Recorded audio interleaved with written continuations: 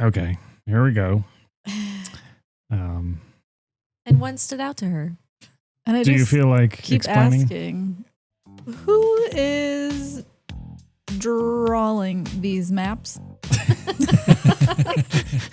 Because we are going to get more than we can handle.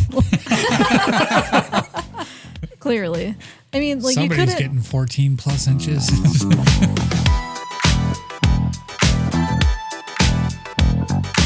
What's up, everyone, and welcome back to another episode of the Mamalukes podcast.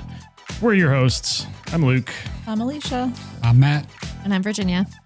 And today we're talking about Silent Hill 2 versus Return to Silent Hill.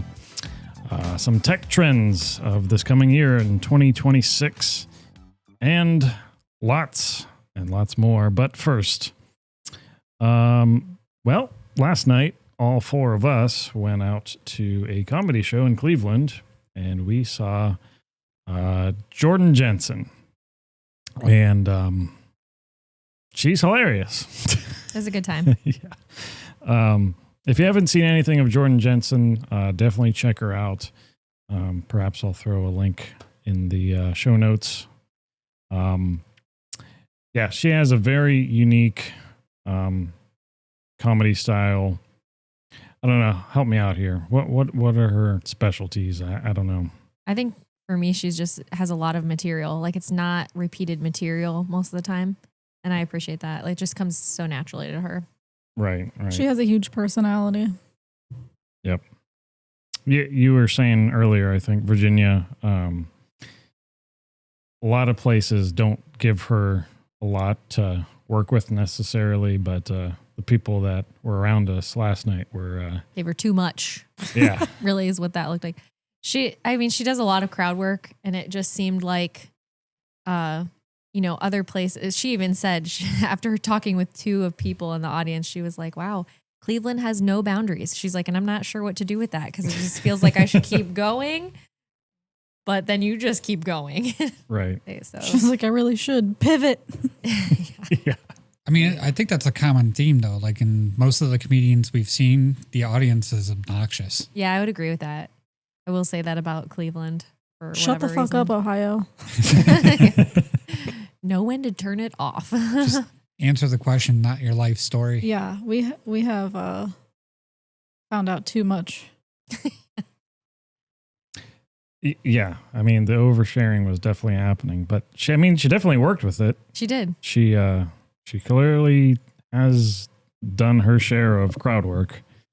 And not only did she make it entertaining, but then the fact that she even addressed it, that was what was hilarious to me. Like, I think that was even better than the crowd work itself because it was so spot on. Yeah, the term she used a lot last night is like, yeah, I'm just totally disassociating from the rest of this show.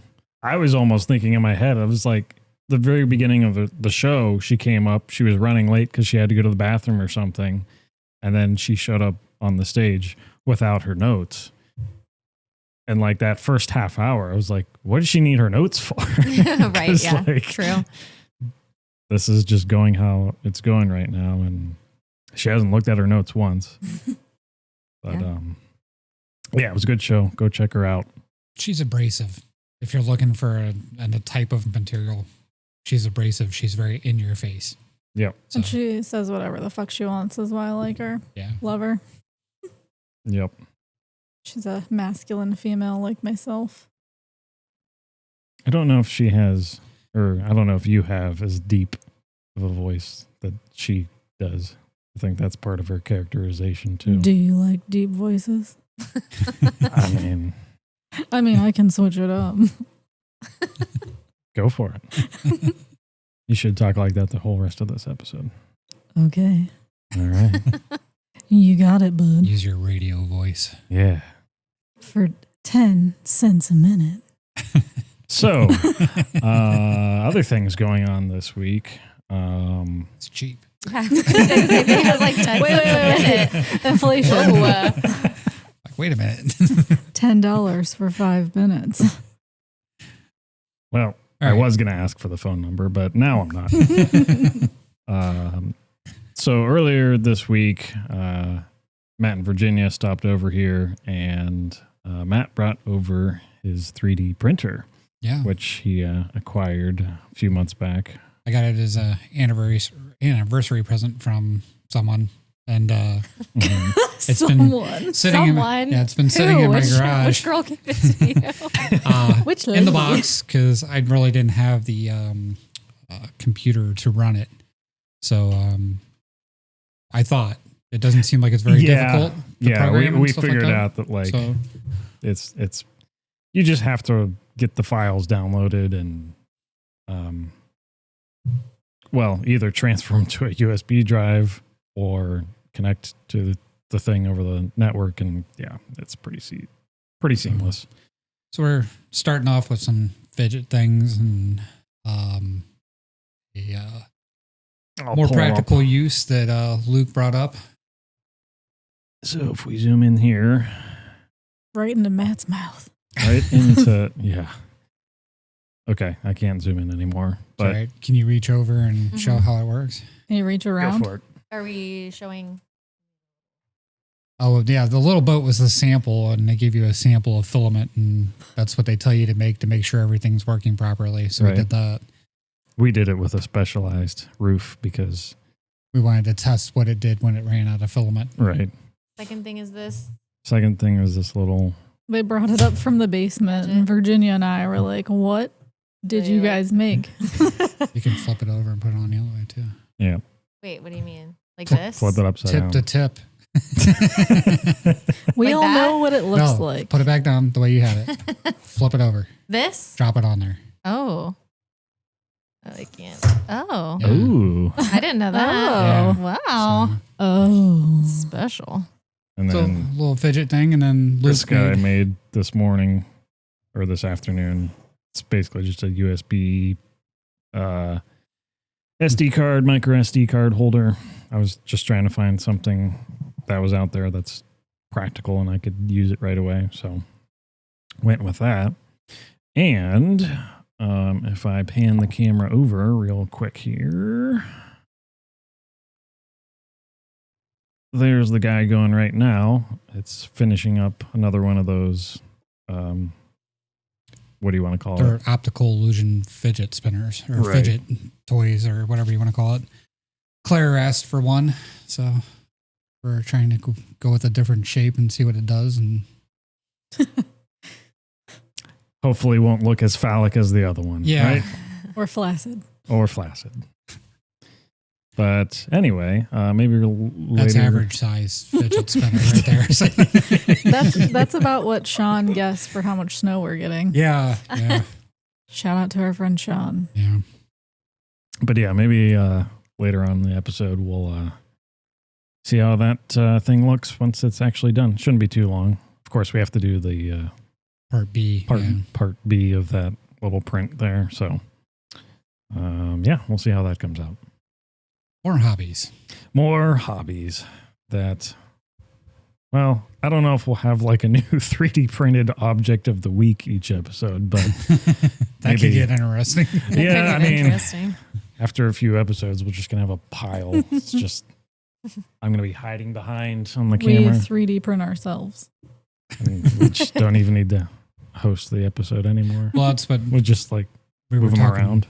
To Claire about was her downloading Meshy AI and trying to draw one of her characters 3D because she draws original characters and make it a 3D image and seeing if we could print it and then let her paint it. Right. So that would be fun. So. That would be pretty cool. So I guess if you're going to print something and then paint it, I guess your base color for the filament. You're thinking like white so the colors show up? Well, I guess it depends on how much you're going to paint it. Like, say, you were talking about making a Star Wars helmet of some kind. Yeah, I would probably use white as a base for that, Okay. like a Stormtrooper helmet. Right. Use a white base. But I think pretty much, like, from what I've seen, you're sanding it and then you're airbrushing the entire thing. So okay. Claire would probably try, like, an acrylic paint to start, and it would probably just be like a gray or a white base. And then let her go from there. Right. I mean, it's a learning curve here because Right. you know we've made Right. 2 objects so far, so Yeah. Worth giving it a we'll shot. see what happens when we get a little more into it. Right. Right. Hopefully, I don't know. Do you think that one's big enough to make a helmet? Yeah, it actually is in pieces. Oh, So is it's- it? Okay. Yeah, so you would have to make it in pieces, and then I'm sure there's an STL file out there somewhere for that size. Right. That's the other thing is learning how to search for the STL files that you want, or learning how to design them. Right. So there's a lot, Yep. that we haven't even explored yet. So Well, yeah, maybe we'll see more of that in the future for sure.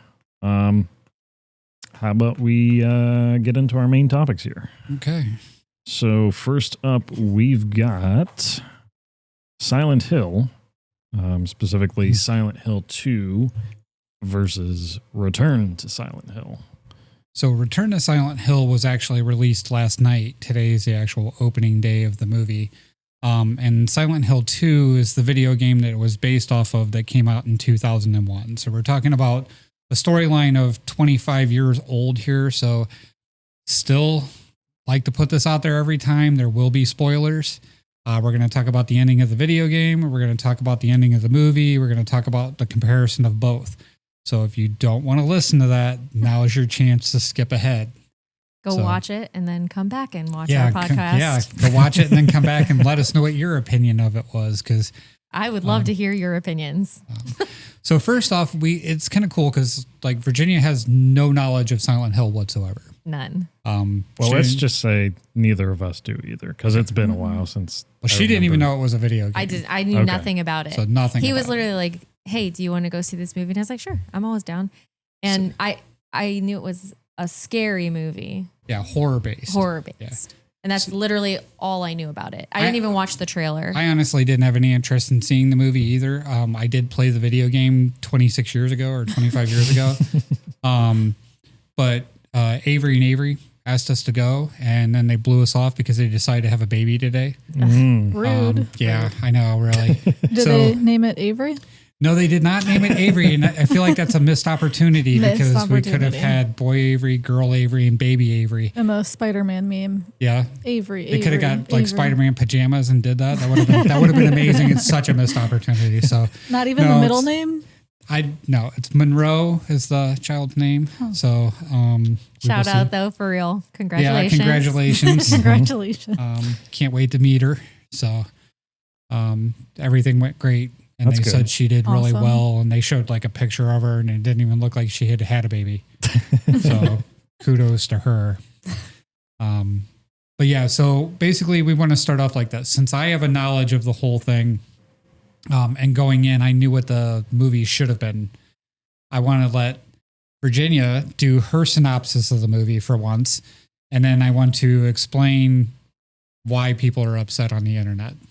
Okay. So Aren't they always upset on the internet? yeah, we're a bunch of geeks that, expect things to be a certain way, damn it, So, but yeah, but I'll get into that and explain a little bit why. And I think once I explain it, you may agree with me. So, Okay. I'm actually really curious.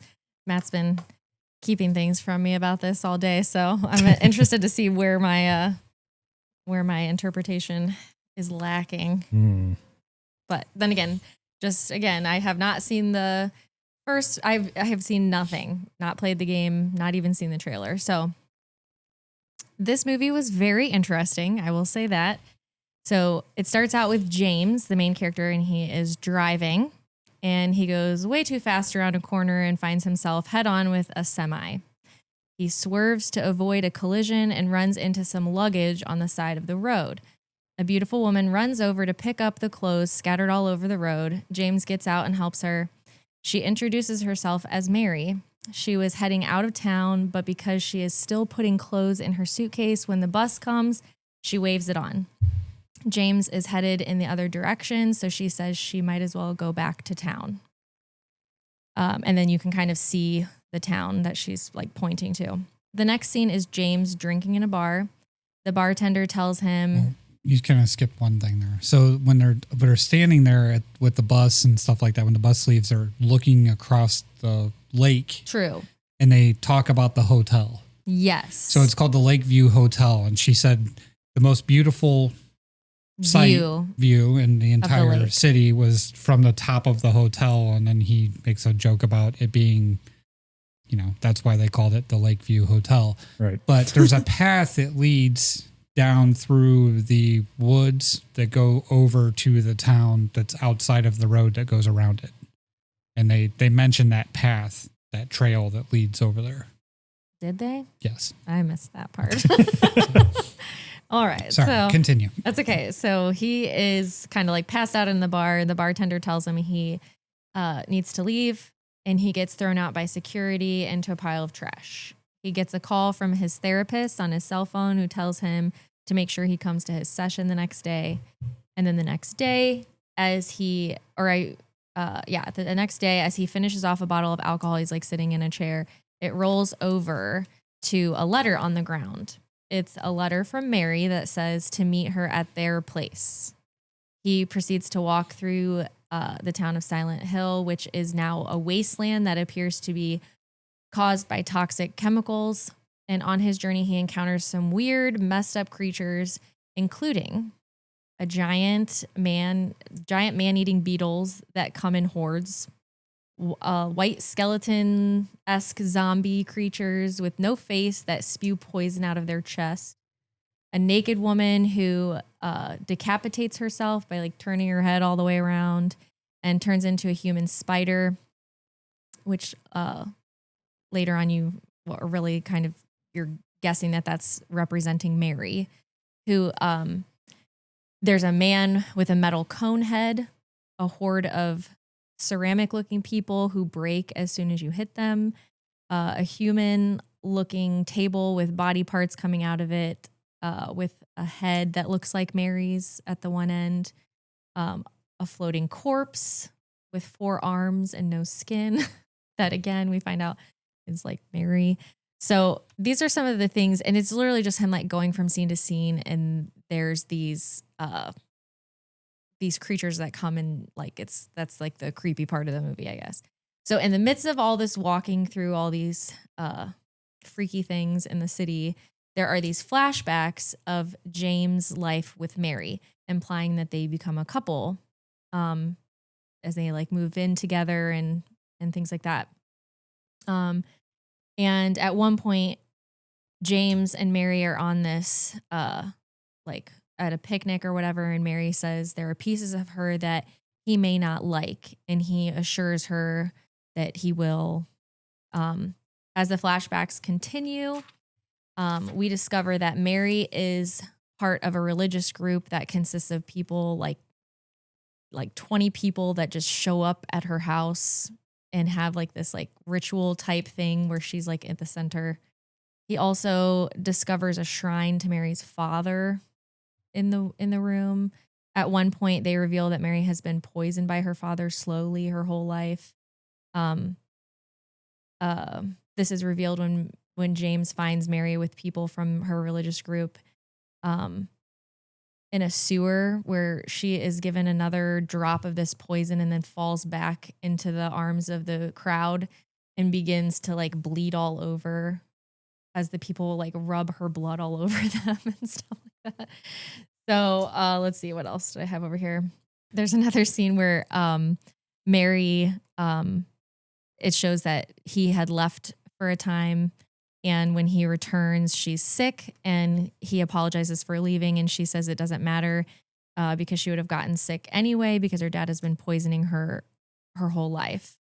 And then he asks, then he says, "What can I do for you?" And she basically asks him to kill her, and so he smothers her. Yeah. So, all right. So in addition to all these obscure creatures and flashbacks, he also encounters some people along the way, a homeless man who gets spewed with poison and basically melts. James takes this guy's tape player that plays a familiar classical music song throughout the rest of the movie, in different scenes and stuff like that. There's a man who is throwing up in a toilet, and he walks past him and explains that everyone needs to get out of the city, and that James looks good for being there. Like he looks normal and not sick like everybody else.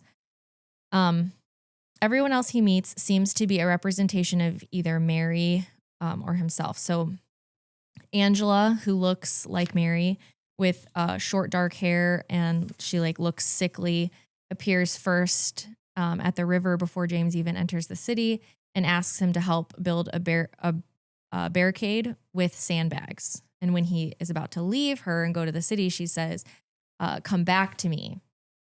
And then on another occasion, she appears laying on the ground. When James goes to put a hand on her, she pulls a knife on him and says, don't touch me. No one is ever going to touch me again. Later, she's on a mattress and she starts to like pull up her dress and these hands like come up from the mattress and like reach up and grab her legs. James reaches out to help her and the mattress like swallows her up and then also pulls James in. And then it leads to another freaky scene. Like there's just like one freaky scene to the next, honestly, is what it is. Another version of Mary is this like creepy child version named Laura, who carries around this mangled, creepy looking baby and appears in many scenes to like lead him to the next place. He also meets a perfectly healthy looking version of Mary who seems to be dressed like a prostitute. At least that's what I got out of it. She's got like a wig and like a short skirt and boots and like a trench coat. Or she just has style. She honestly is the best looking Mary, I think, honestly. And she goes by Maria and they walk around together a little bit. And eventually she ends up getting stabbed by one of the, I think it's the ceramic people or whatever. So he patches her up and says he's going to go look for Mary and tells her to stay there. And she says, when you don't find her, come back to me. And then he eventually does. And when he gets there, she says something along the lines of like, she knows she must look like Mary because of the way he looks at her. So later on, you see this like flashback of him taking a flower to the gravesite, and her full name was Mary Angela Laura Crane. So like all like, you're kind of like seeing that all these people are like part of her or something. Mm-hmm. So then the movie ends with James finding Mary's body wrapped in a sheet that he places in his car and then drives into the water. And the last scene then right from there flashes back to the beginning scene where he sees the semi, and it replays the exact same way except for like slight differences. Like he knows her name is Mary and then she's like, how did you know that? And he's like, it's on your luggage or something like that. So, but then in the end, it's different because James decides to take Mary to this new town that she originally was trying to travel to, I think. Is that about right? Okay. So my initial impression of this is the whole time I'm watching this, I'm thinking like, I'm either stupid or this is so bizarre that like I cannot follow it. And I'm like waiting for something to make sense. Like I'm just like, this gotta like have a storyline or a plot or something, but I'm missing it because it's just like scene after scene of like, what is going on? So then Matt asked me to write down what I thought everything meant. And until he asked me that, I thought I was just watching this like artsy fartsy movie that left me questioning like what I was watching, honestly. But it kind of seemed like whoever made this movie had some warped things in their head that they just needed to like put in an artistic form or something. I don't know.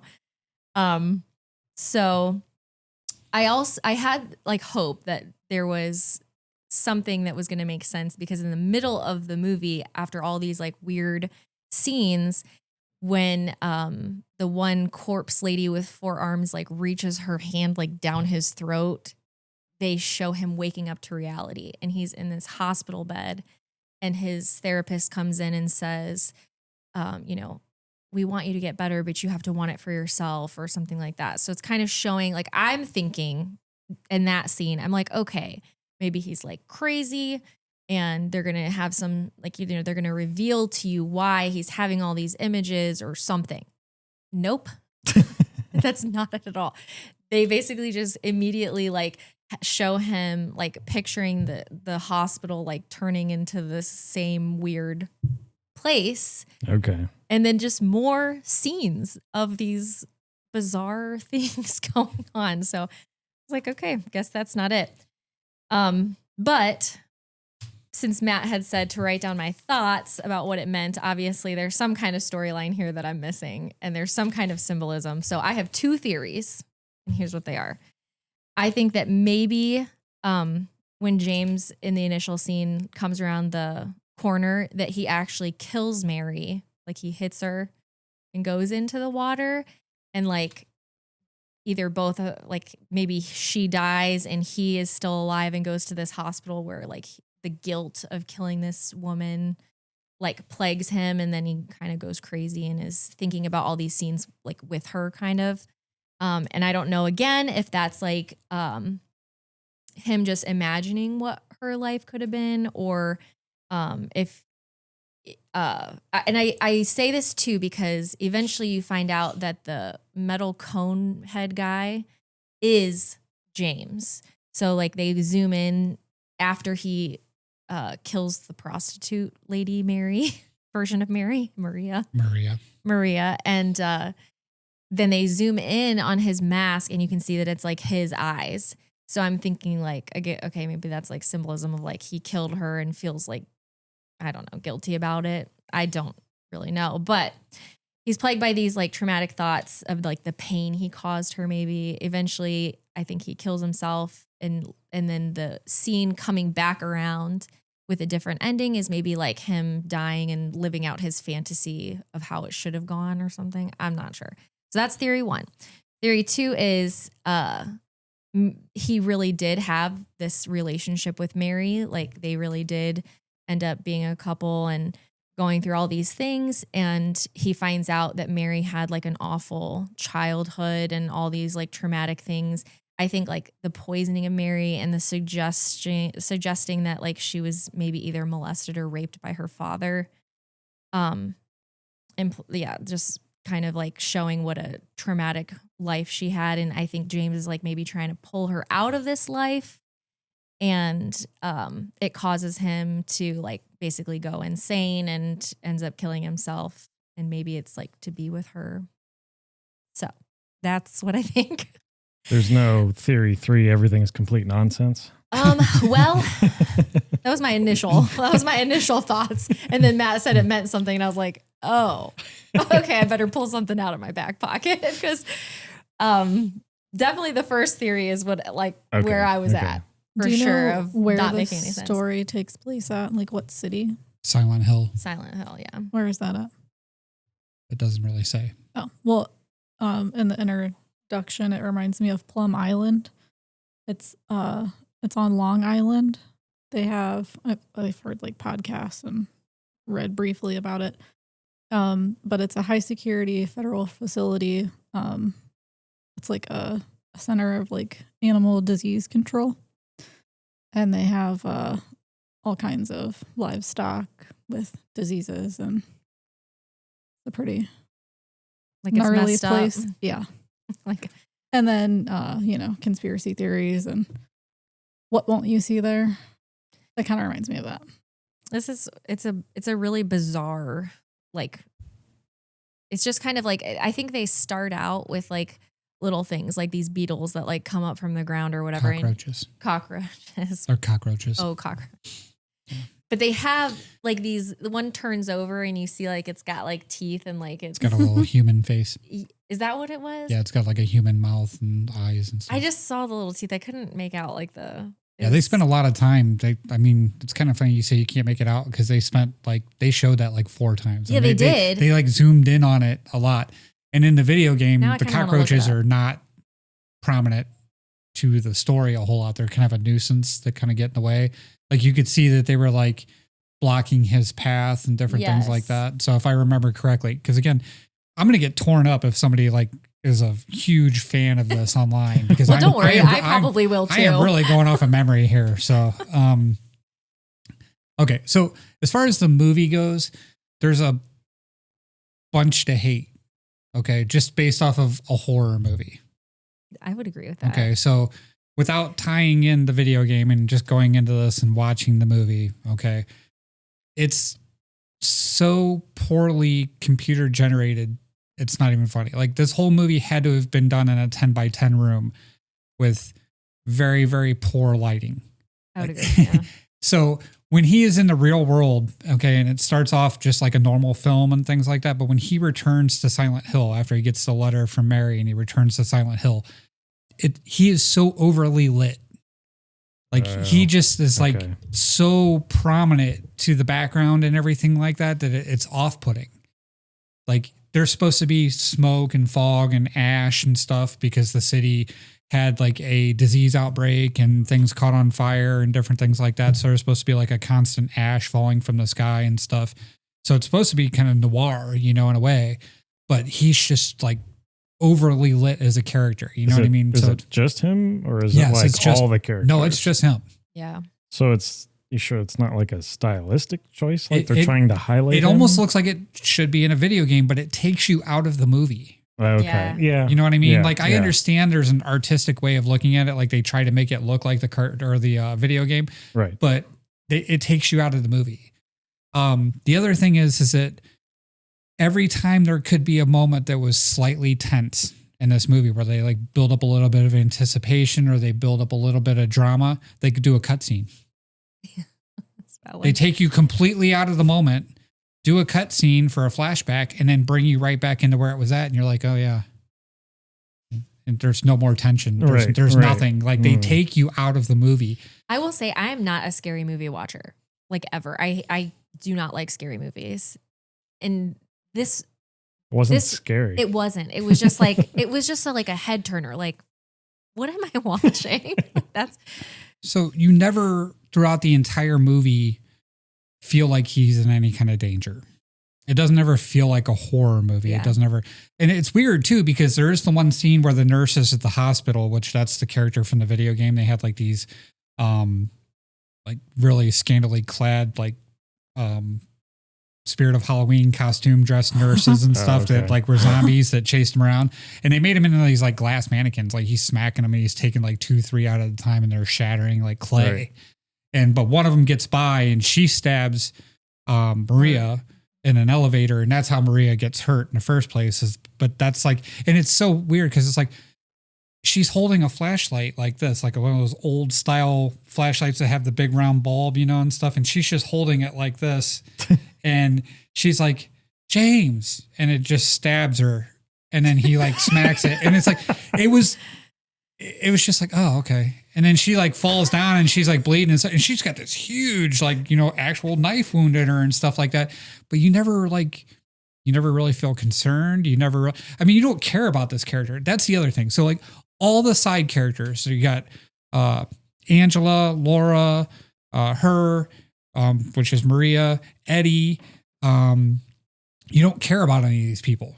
Yeah. They give you no reason, no background, no nothing on any, like Angela a little bit because you can tell she was like sexually assaulted or something. Right. But you know, that's it. Like nobody else has any reason for being there. And they're all, the girl that played Mary is the person, she's Angela and she's Maria. Yeah. Like the same actress played both of them. Right. Which I'll get into when I get to the video game, but you're like, why is that? And then the little girl looks like a clone of her. You know what I mean? She looks exactly like her and stuff. So you know right away that they're all part of supposed to be her. Mary. But then at the end, they go to the gravestone thing and they gave her everybody's name. I'm like, Jesus Christ, you don't have to spoon feed it. Like that's what you decided to spoon feed. Like, cause I know the whole story you're missing and that's what you decided to give us. Like, this is what you needed to focus on. It's like, oh God, it's so bad. But to be fair, I didn't know the little girl. I didn't put that together. That the little really girl's stupid. her as well. So, and the little girl, the little creepy doll you're talking about is an aborted fetus. That's what she's carrying around. So I the figured whole it time. probably was, but it was really bizarre. And they don't explain. She just says Mary gave it to me. They don't explain any of that. Like why did Mary give the little girl an aborted fetus? So just that's all they do. But okay, so in the character that she's referring to as metal cone head guy is Pyramid Head. Oh, okay. I was wondering. Yeah, he's Pyramid Head. So he's like the main antagonist of this. Like he is stalking. In the video, I shouldn't even get there yet. Okay, so you're not intimidated by this guy either. He's not scary. They instantly show you that he's James. They show you his eyes once, and but then they show half his face, like that Vader mask being ripped off type thing in the inside of it, you know, and they never did that in the video game. Like they never told you any of that. So like they tell you this, but they don't go into why is Pyramid Head James? Yeah, I don't know that. They tried to use him.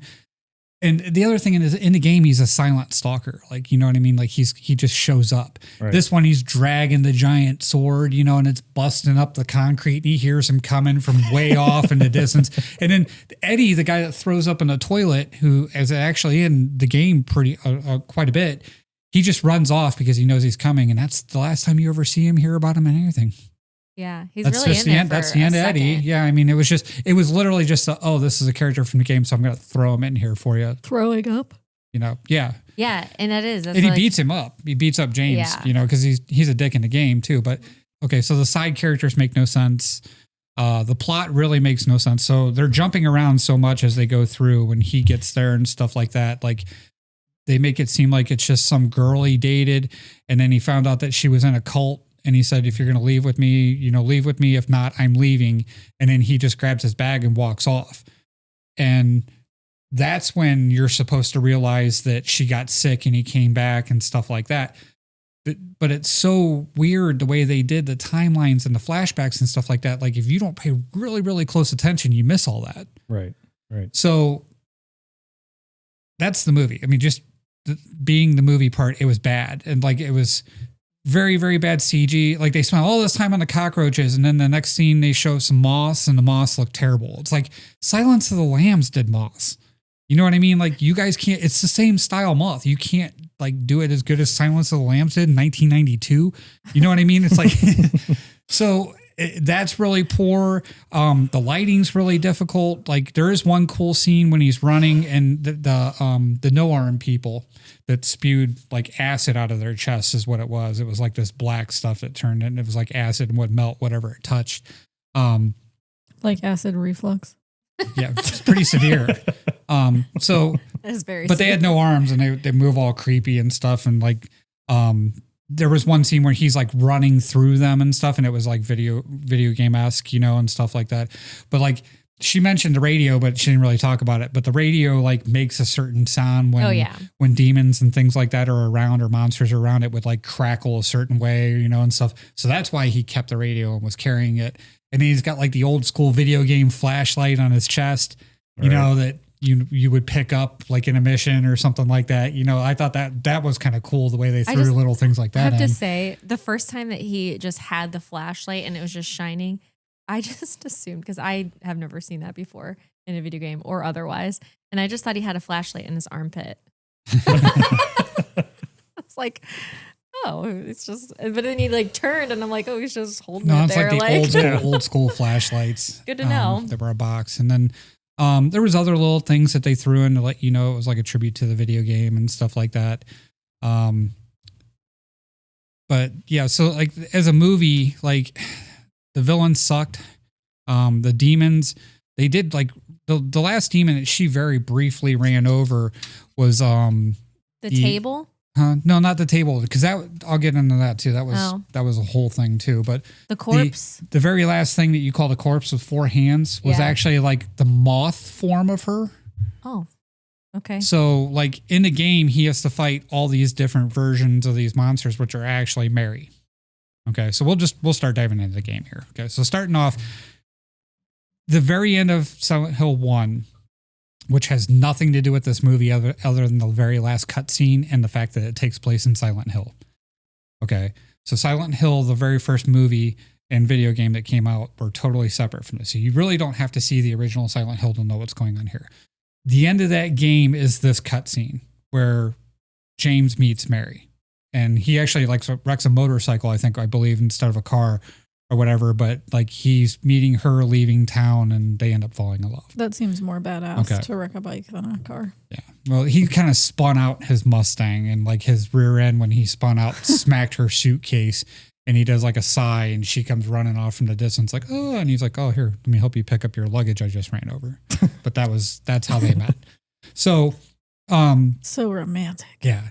So in the video game, like, it takes place after you know that, like, they show you that, but they're married. Okay. Like they're married. And, so this is like the love of his life. There's a lot more invested than just some girlfriend he had for a few months that, he said was the love of his life, but he left because they had a difference of opinion, whatever you call it, whatever. Found out that she was in a cult and she feels like she's trapped there. And she even looks at him. She's like, I was trying to leave the day I met you. Yeah, she does say that. You came back here and decided to move here and stuff like that and have me all back enthralled in all of this where I feel trapped and stuff. And he's just like, oh, whatever. Picks up his bag and deuces, like. He said, fuck your cult. Yeah. In the video game, Silent Hill is a town that's been part of like ritualistic sacrifices for like 100 years. So it's actually like an old Indian town, and they've been doing all these different things where people sacrifice their children, and they're supposed to gain powers and different things like that. But basically it brings out this demonic energy and stuff like that in the town where it actually becomes haunted. So when she calls it, like when the picture goes crazy, they're actually bouncing from what they call the real world to the other world. Okay. So the other world is supposed to be almost like the upside down. Right. That's exactly what I was thinking. And it's almost exactly how it's filmed too. So every building is supposed to be the same. Like the hospital is supposed to be the same hospital, but it's, demented, right. Evil spirits, stuff like that. And so it's, you could almost like say that, like it was ripped off of Stranger Things. Stranger Things ripped off this video game with that. Oh, in a way. So it's a parallel, but it's exactly the same thing, but it's a parallel world. So the monsters and demons are created from the dark secrets that people keep. So that's what the evil energy feeds off of, is like that's how it attacks people, is based off of their darkest secrets and stuff like that. So that's what it metamorphoses that they see. So the premise of the game at the end of Silent Hill, like there's a chance meeting between the two. They fall in love and they go back to Silent Hill and they eventually get married. James finds out that she's in a cult and stuff like that, and leaving and that becoming an alcoholic and all that stuff. That's all from the movie. That's not even in the game. Okay. So she gets sick, and you don't know this until like the very end of the video game and stuff like that. But when she gets sick and she has like these boils, and they don't explain whether it's cancer or some kind of illness that was caused from the actual town, because it's whatever, like when they go there in the movie, there's like CDC, banners and stuff where it's, like biohazard and all that kind of stuff. That's what happens in the game too. But when he goes back to the town, he gets a letter, but he knows his wife died 3 years ago.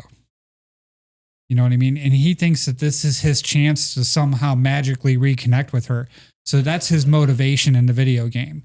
Like he knows she's dead, and he wants to go back there and see, how did this happen? How did I get this letter and stuff like that? It's not some just, a letter that just is random there. thing where he's a sociopath and doesn't realize that she's dead and stuff. He's coming to terms with it. Like, so when he gets there, like when they introduce Pyramid Head is a representation of the huge amount of guilt that he has. Like it's him, which they don't tell you at first, but it's his demons chasing him around, and it's also like the fact that he wants to die because there's so much guilt and stuff like that. And that's what Pyramid Head is in the game. And that's why in the game, it's constantly stalking him through the entire time. So they don't even touch on that. They don't explain any of that. They don't do anything. They definitely don't. And I think he only appears twice? Twice. And it's very brief. Yeah. And like when he kills Maria, there's more to it when you know what Pyramid Head represents with him killing Maria, but each one of these people doesn't look like Mary in the game. But they represent a piece of her, and they kind of give you stories about each one of these characters and stuff like that, instead of just giving you her face, to make you realize that that's what's going on, that they are a part of her and stuff like that. And like she mentioned, each one of the monsters is actually like a piece of Mary and stuff like that.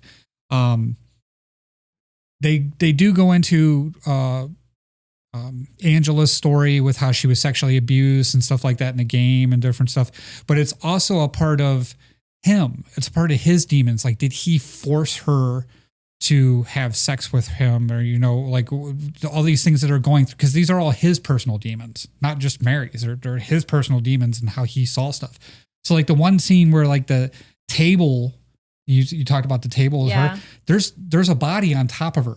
Yeah, I saw that. Yeah, and it's like it's almost like sexually raping her at that point. Yeah, it does kind of look like when that. it gets sucked through and stuff like that. And it kind of looks like James. Mm. You know what I mean? Or does it look like her father? It's kind of hard because it's like a white melted face because they're like one entity. Yeah, it was weird because I guess I expected them to show more because like I could see that, but then it's almost like the table then it just looked like body parts. Like it really didn't show a whole lot. Yeah. So again, just weird. Yeah. And like all these creatures and monsters and stuff like that in the movie that he just runs past and stuff like that. Like in the video game, he actually has to confront. So whether you want to call it, he confronted it, in some kind of like battle or whatever, because, you have to defeat him in a video game or whatnot. But like, that wasn't really at all in the movie. No, there's not. And there's no danger associated with it. And there's lots of danger associated with it in the video game. So that's really interesting because he really does that's what I mean. Like it was just him walking through all these different places and finding all these things where it was just sort of like, what's the point? Like he's just walking Right. through. So as the game progresses, you actually learn that he killed Mary.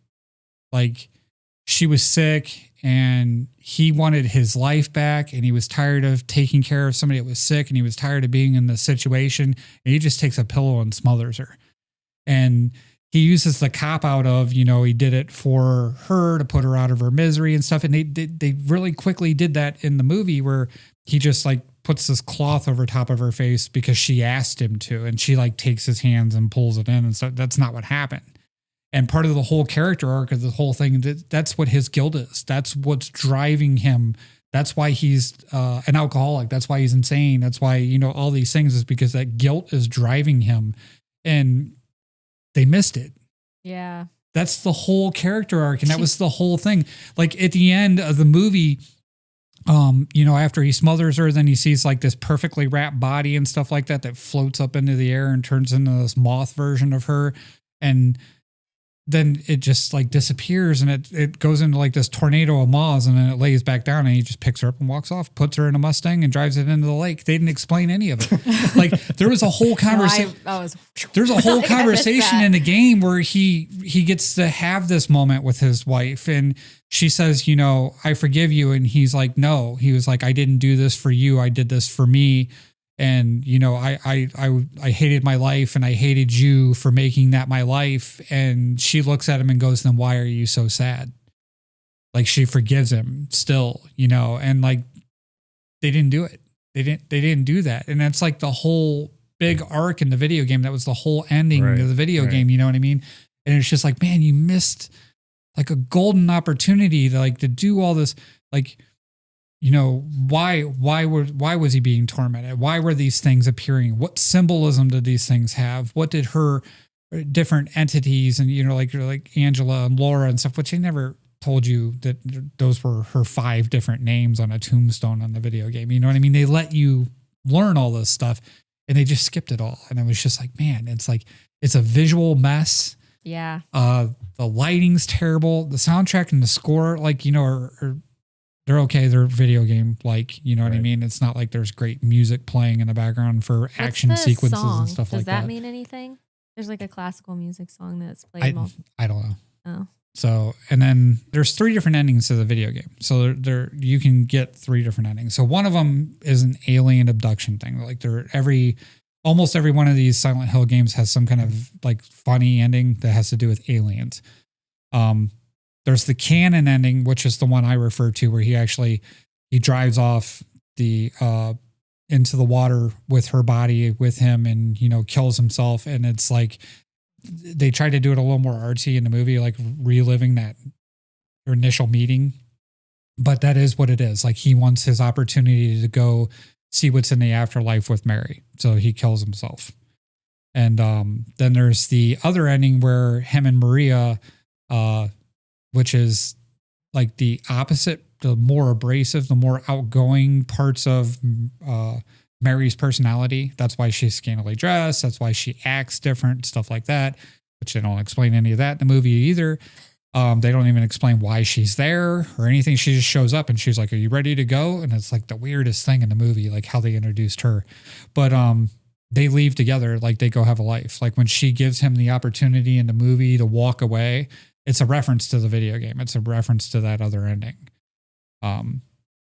So yeah. So, I mean, I can understand why anybody that's a fan of this franchise is pissed, because the meat and potatoes of the story and the basis of everything that drove the video game is just bypassed in the movie.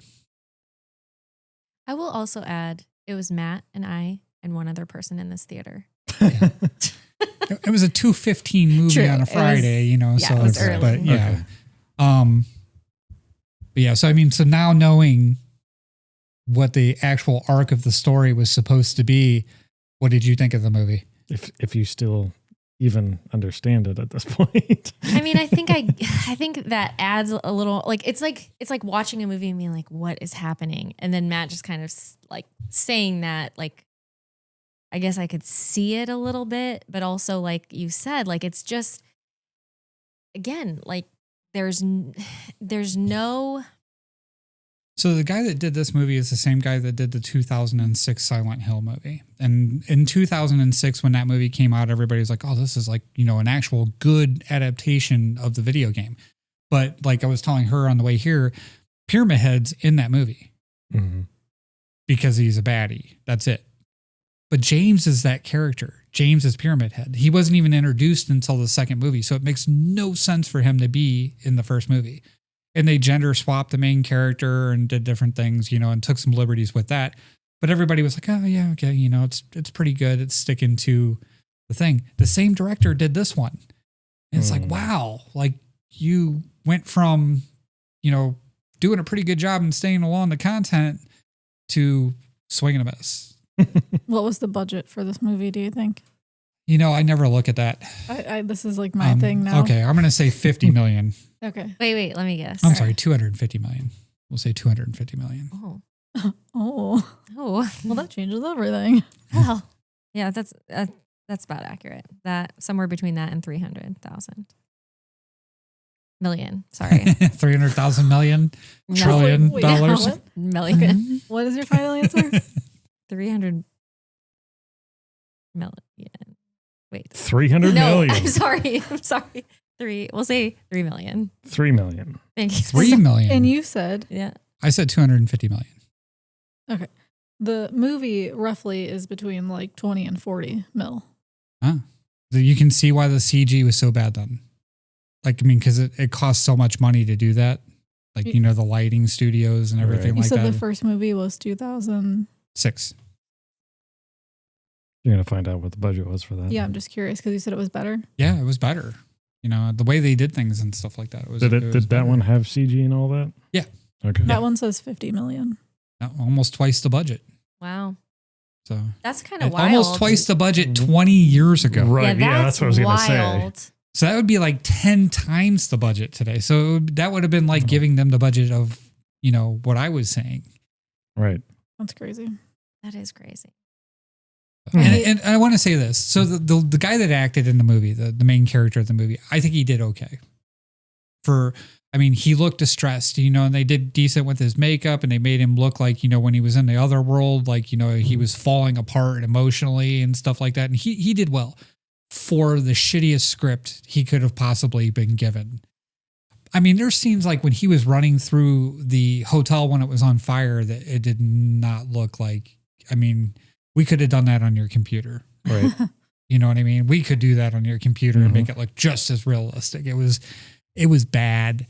And it takes you, and those things take you out of the moment and they, you know what I mean? And they're off-putting. And I mean, there's a lot of movies where there's like, you know, bad sound. I get really weirded out by bad sound and stuff like that. Whoever audio mixed this did okay.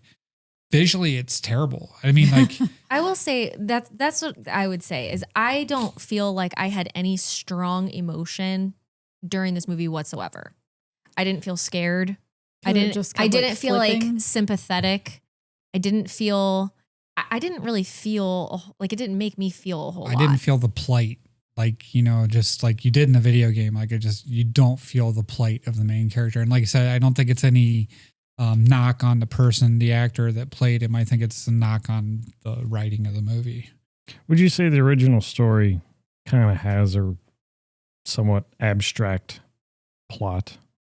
Do you mean the video game story? Right. Yeah. Yeah, it does. So absolutely. I mean, like, you know, you're a characteristic of, you know, Mary, where she turns into a giant spider and stuff like that and attacks you in a video game. Yeah. I mean, there's the whole, you know, dark demonic side of that, you know, that's in the video game too. And the video game bounces back and forth between the real world and the other world. Right, you know, and stuff like, so like when when you finish a battle in the other world, you come back to the real world and then you go through, you know, and maybe you have to look for another building. And then when you get into that building, the ominous music changes, you know, and it goes back into the other world. You have to fight more demons or whatever, you know, there's that kind of thing that happens. A lot better. They did it a lot better in the video game than they did in the movie. I guess I would say, like, if you have that type of story you have to work with, probably shouldn't be too abstract with your adaptation of something. I mean, they could have literally went with it. And I mean, like I said, the other thing I would say is the pacing of the movie. Yeah, the there's timing. not a whole lot of dialogue in the movie either. A lot of it is visual, and you're just like, it's just me piecing together like what is happening right now. Yeah. There's so many things that are wrong. The pacing of the movie's wrong. You know, like how they get from one scene to the other, what they do. You don't care about anybody in the movie. Yeah. You know, like any of the side characters, you just don't care about it because they give you nothing. They're in the movie so briefly and for such a flash with no point behind their entrance into the movie. You know, it's a what do they call that when they give the fan what they want? Fan service. Yeah, it's fan service. Like Eddie being in the movie was fan service. There was absolutely no point, and it did not advance the plot. It didn't serve a purpose. Nothing. It was just like, hey, this was in the video game. I'm gonna put this in there. You know what I mean? And it was just there was just certain things that they did with that, like the whole cult thing, like showing they spent more time in these flashbacks showing her in this cult and stuff like that than they advancing any part of the actual plot. Yeah, of but the even story. that, I will say, like, I don't think it was until the very, like, the scene where she is basically like walking up to this platform and they're putting this like liquid on her tongue, like it's supposed to be poison. I think. Yeah. And then she falls back and like she starts bleeding and stuff like that. Like until then, like it was just kind of weird. Like I guess I didn't. They had an altar to her father. I mean, you could tell it was a cult. It's true, but it was just like, but even the conversation they had, they're like sitting around her and they're like, yeah, love can be hard. And she's like there was something about that. Like it was basically a way of saying, you know, maybe he doesn't belong here. You know, love's leading you the wrong way. I did not get that from that at all. It was like it was. It literally looked like these random people that were like, because again, it wasn't like you need to walk away from this man. Like it was nothing like spooky or anything like that. It was literally just them all like sitting on their hands and knees and being like, love is really hard. She's like, before that, they were when they introduced like, him. What is going on? When they here? introduced him to the people in the town and stuff like that, like she says, you know, there's never any anonymity. Don't animosity. Don't do it. No, anonymity. Oh, anonymity. Yeah. Okay. So they say there's. Don't do it. Nope. We're in a cult now. So Matt's the leader. They say that to her. You know, she warns him about that. They say that he's gonna kill us. They have a certain way of thinking in Silent Hill. That's what they tell him when they meet him. And they're like, maybe we'll find a place for you. You know, like there was things that led me to see that they were a cult way before and they said like, it was a cult. Yeah, her father is great. Or something like that. Or something about her father. They say basically like he created their way of thinking. Oh, yeah, yeah. You know, he's the one that started the town. And it was like basically, you know, when they go back and they explain it in the video game, like he did sacrifices and stuff like that, you know, and he was the leader of the cult. So. Also, the town is in West Virginia. That's where it's set to be at. Okay. It's very, very pretty, very scenic yeah. where they drop it. You know, I mean, they come down out of a mountain and it's just like a single mountain road that goes into a tunnel. And then there's this beautiful city, you know, in the countryside. So being a movie, it's a 4. Being a video game adaptation, it's a 2. That's not good. As a movie, I probably wouldn't even give it a 4, to be fair. Yeah. I mean, now knowing the budget that they were working with, I'm actually surprised. That there were 3 people in the theater. I understand why one person played 4 roles. Yeah. They cut some budget out of the cast with that savings there with making the same girl. They did try to make her people, look somewhat different.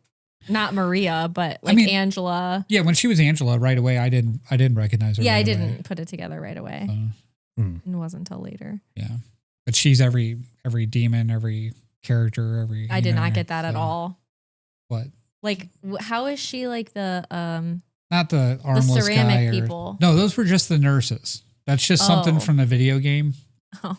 It was just like naughty nurses, you know, like demon, zombie, half-dressed nurses. That's video game fanfare stuff. Like, it was just a callback with the ceramic nurses and the thing that they didn't do a great job with because you didn't get, you know, what they did for the video game. Like they threw the character back in there, but they didn't do like, you know, busty, scantily dressed nurses like it is in the video game. Did you say busty? Busty. Okay. Was there anything? Was the like you'll therapist? be able to see a picture of that? I'm sure we can throw that one out there from the video game. Yep. The therapist was, you know, that was just showing that he had mental problems from not being able to deal with, you know, the reality of the fact that he, you know, murdered his wife, but murdered his girlfriend, and you know, they didn't even say that. You know, it's like the relationship that they built between the two of them was so easily broken. It's like, why is he so shook? See, I almost want to go back because and see it again. No, I definitely don't want to watch it again. But I almost want to go back and see that one scene because when they were on the like picnic blanket, I thought he proposed to her. He didn't. No. What does he ask her then? If they want to move in together. Oh. Yeah, and then he's like, "Well, is that too much?" It had nothing to do with getting married. And she said something like, well, I guess if moving in together. That's when she says there's parts of me that you're not going to like or something like that. Yeah. And he's like, I'll like all of you or whatever. And that's when and then she leans over him at the fact that she's and her in a nose cult. starts bleeding. Mm. And that's supposed to lead you to believe she's been, you know, being poisoned this whole time and, you know, becoming ill, which they never allude to in the video game. It could have been cool like Cabin Fever. You remember that movie? No, I didn't watch that movie. Cut it. You should watch Cabin Fever. I'm not a fan of the horror genre in general. I mean, so like going into this, like I said, I did this for Avery because he was like, go see a movie with me before I, you know, become a dad, and I don't have time to go see movies anymore. And then he became a dad the day we were supposed to go see the fucking movie. So it like didn't work out at all. And then now everybody out there gets to hear about this. Thanks, Avery. Can you guys go see a movie that we'll want to see? See, but that wouldn't be any fun. Like, that wouldn't be any fun. Like, oh my God, I can't wait to see this movie. Virginia's like, I'm never going again. I mean, this one for me, like, it was out of my comfort zone in general because I'm not a gamer. Well, I'm not that either, but I'm not a horror film watcher. Not that type of gamer, anyway.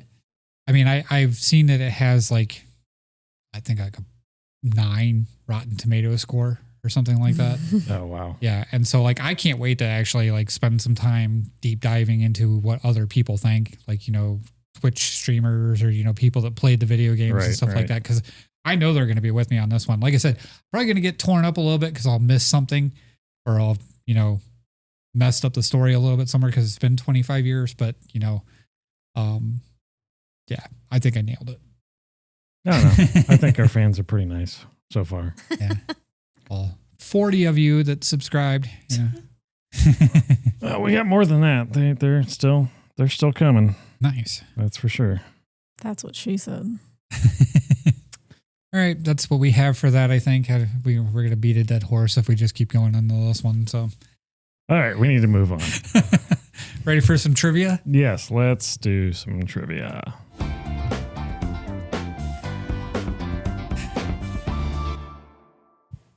All right, so we're going to stay on theme here, and we're going to ask you a Silent Hill trivia question. So, what video game company owns the rights to Silent Hill? Okay. Could we have a multiple choice? I didn't prepare that, so no. Well, it's going to be a tough one then. I'll have to keep that in mind for the ones who don't know any video game companies. Multiple choice EA is always Sports. that's a video game. That is a video game company. That's the only one I know, I think. I didn't even know that. All right, before we come back, when we go to break, I'll get some multiple choice and I'll add it in there. Okay. I'll get 4 and then E, all of the above. all of the above. Could you have a none of the above?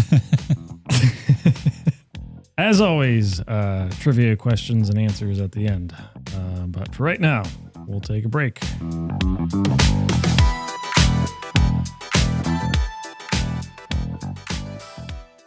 Support for Mamalukes is brought to you by Aspire Drinks.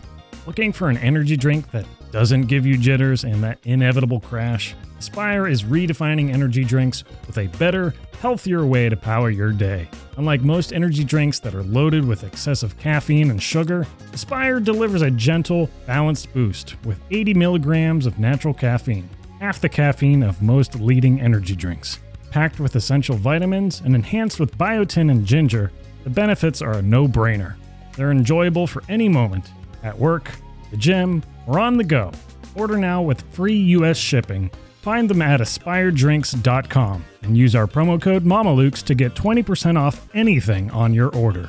That's aspiredrinks.com and promo code Mamalukes to get 20% off your order. Welcome back. It's time for... Oh, well, actually, wait. Before we get to Sportsball, we had a bit of a mishap with... our latest 3D printing job. I'm not sure if you can see those pieces down there. Sorry, audio listeners, but we made a whoops. But it'll be okay because we're on the next printing job. So On to the next. And without further ado, Sportsball. All right. So around here, we like to start with our Cleveland sports.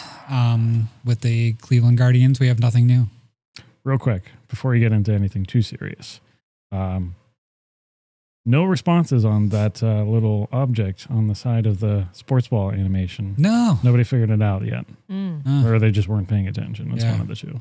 So let's try that again. On the left-hand side of the sports ball icon that we drop, there is something that's from my childhood. And I wondered if anybody else recognized what it was. So if you do, please drop something in the comments.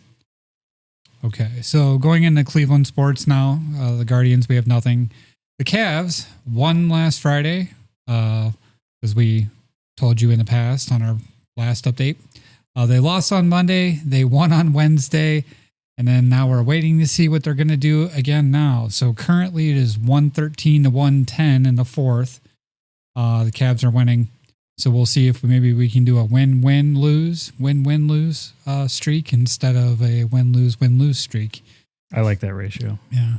The Browns, there's really no news. They're still in search of their head coach. No news on any players or anything like that. So hopefully they will get something figured out soon. It'd be nice if they could get like McDermott, but we'll see. So Buffalo, since the last time we talked, fired their head coach. Stefanski is now the head coach of Atlanta. Harbaugh,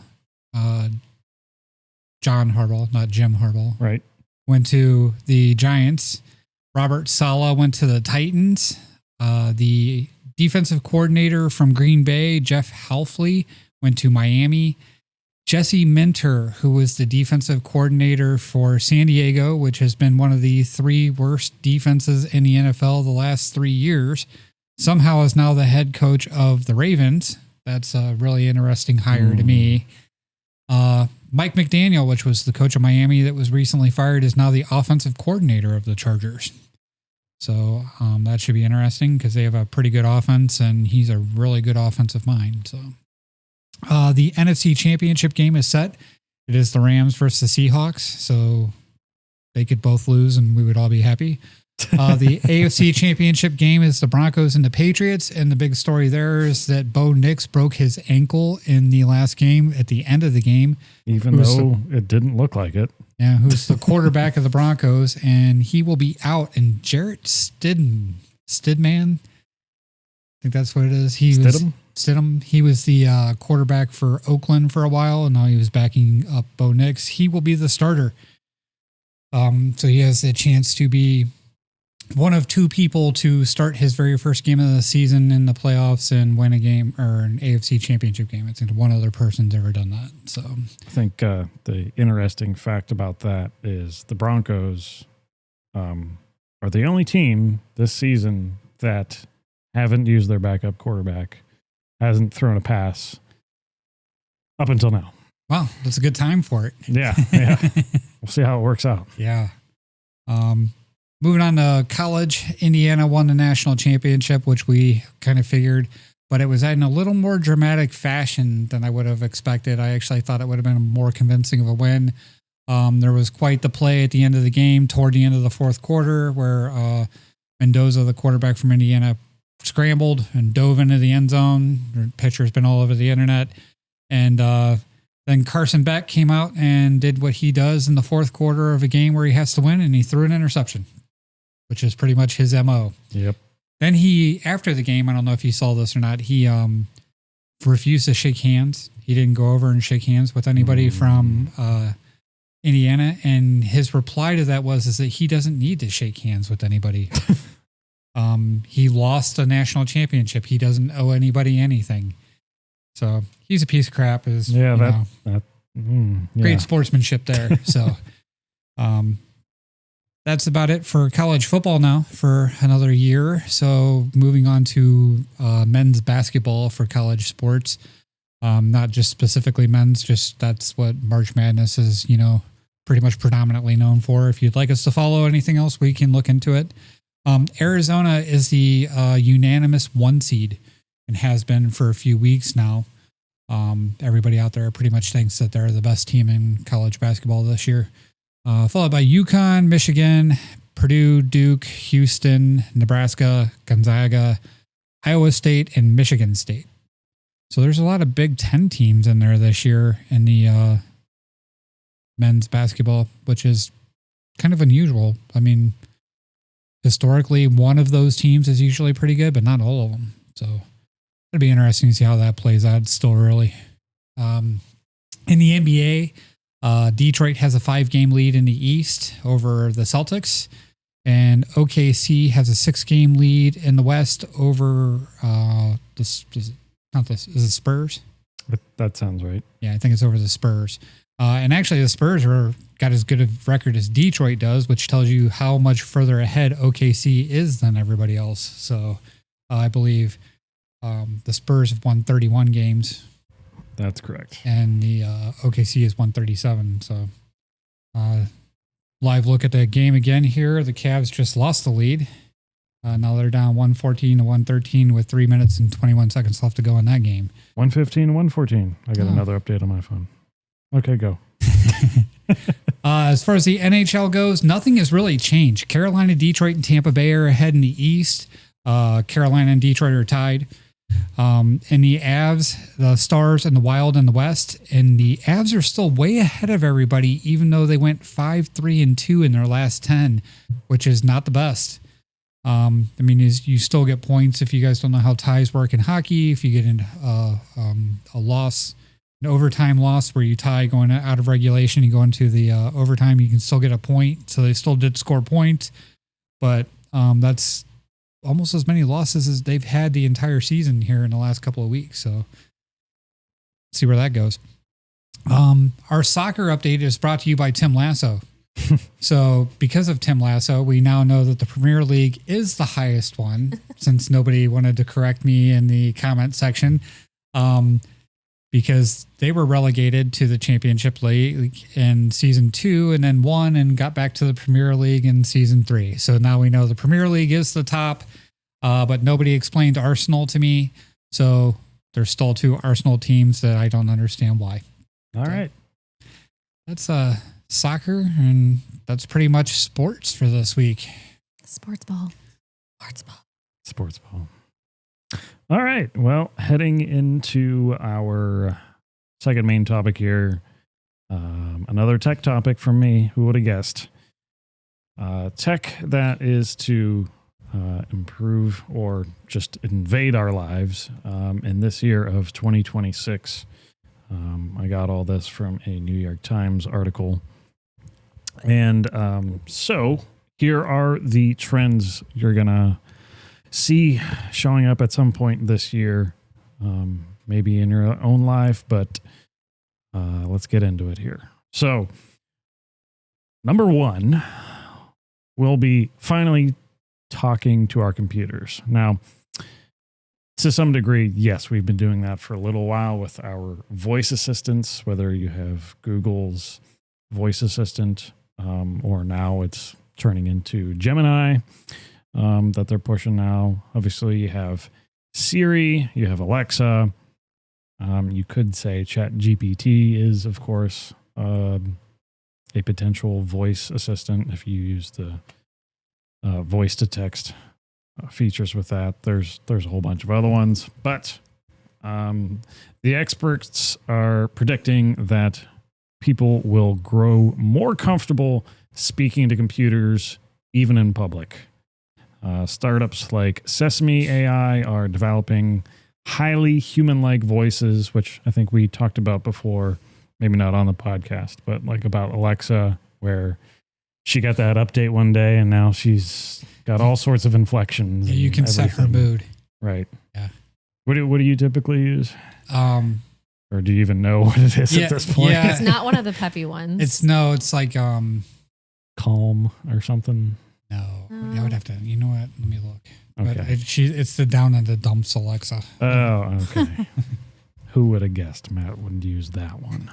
Well, I usually am not like that. And I was like, don't pick that one. The positive ones are terrible. Oh, okay. I feel like the down in the too dumps peppy? makes her sound normal. Oh, okay. She still has some fun sayings, though. Like, okie dokie.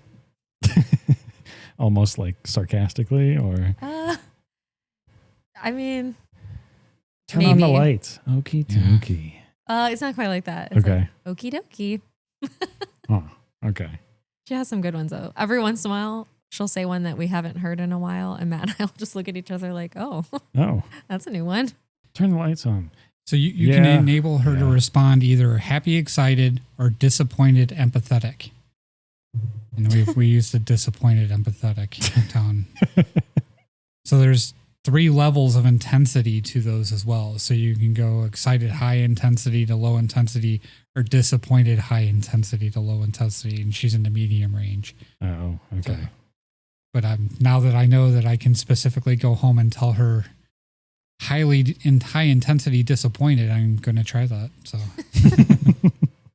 we often are disappointed in each other because we don't communicate very well. She never answers my questions the way I really want her to. Oh, okay. Why? What type of questions you asking her? Oh no, I mean, like even like when we're looking for a specific thing, like when's this movie playing, or something. It just there's always like 4 times to get her to do exactly what I want her to do or answer the question the way I want to answer. She's not a very good listener. No. Maybe it's but sometimes she's got my back. A couple times we've had to ask questions. Maybe it's because you have her set to medium disappointed. Maybe. She's like, you wanted her this way. But speaking of disappointment, talking to machines and things like that, we bought stickers at work, and they say voice activated only, speak loudly, and we put them on the paper towel dispensers. Just to see what people would do. Just to see if people will yell at the paper towel dispenser. Give me one. You get some guy storming out of the bathroom like, these friggin' paper won't give me paper towels. Won't give me paper. I'll take 2. I would look at that and be like, what am I supposed to say? Hello? Come out? Like, what do you... Those paper towels. Dispense. 6 stickers for $3 on Amazon. Totally worth it. Yeah, you should encourage it. When somebody else is in the bathroom, you just say, roll out. The guy behind you is like, oh, is that how you got to use it? And then he does that. I'll just do it from the other, because like there's one on the outside wall and there's two on the inside walls, and I'll make sure I'm on the opposite one and just say it, but move my hand underneath it. Right, So, yeah. So, Love that. Or say it really loud when, one's coming out for another guy over there. And you'd be like, yeah, I did that. I'm You're thinking welcome. like Autobots roll out. It's like, Oh, I was thinking of Ludicrous. yeah, I know. Okay.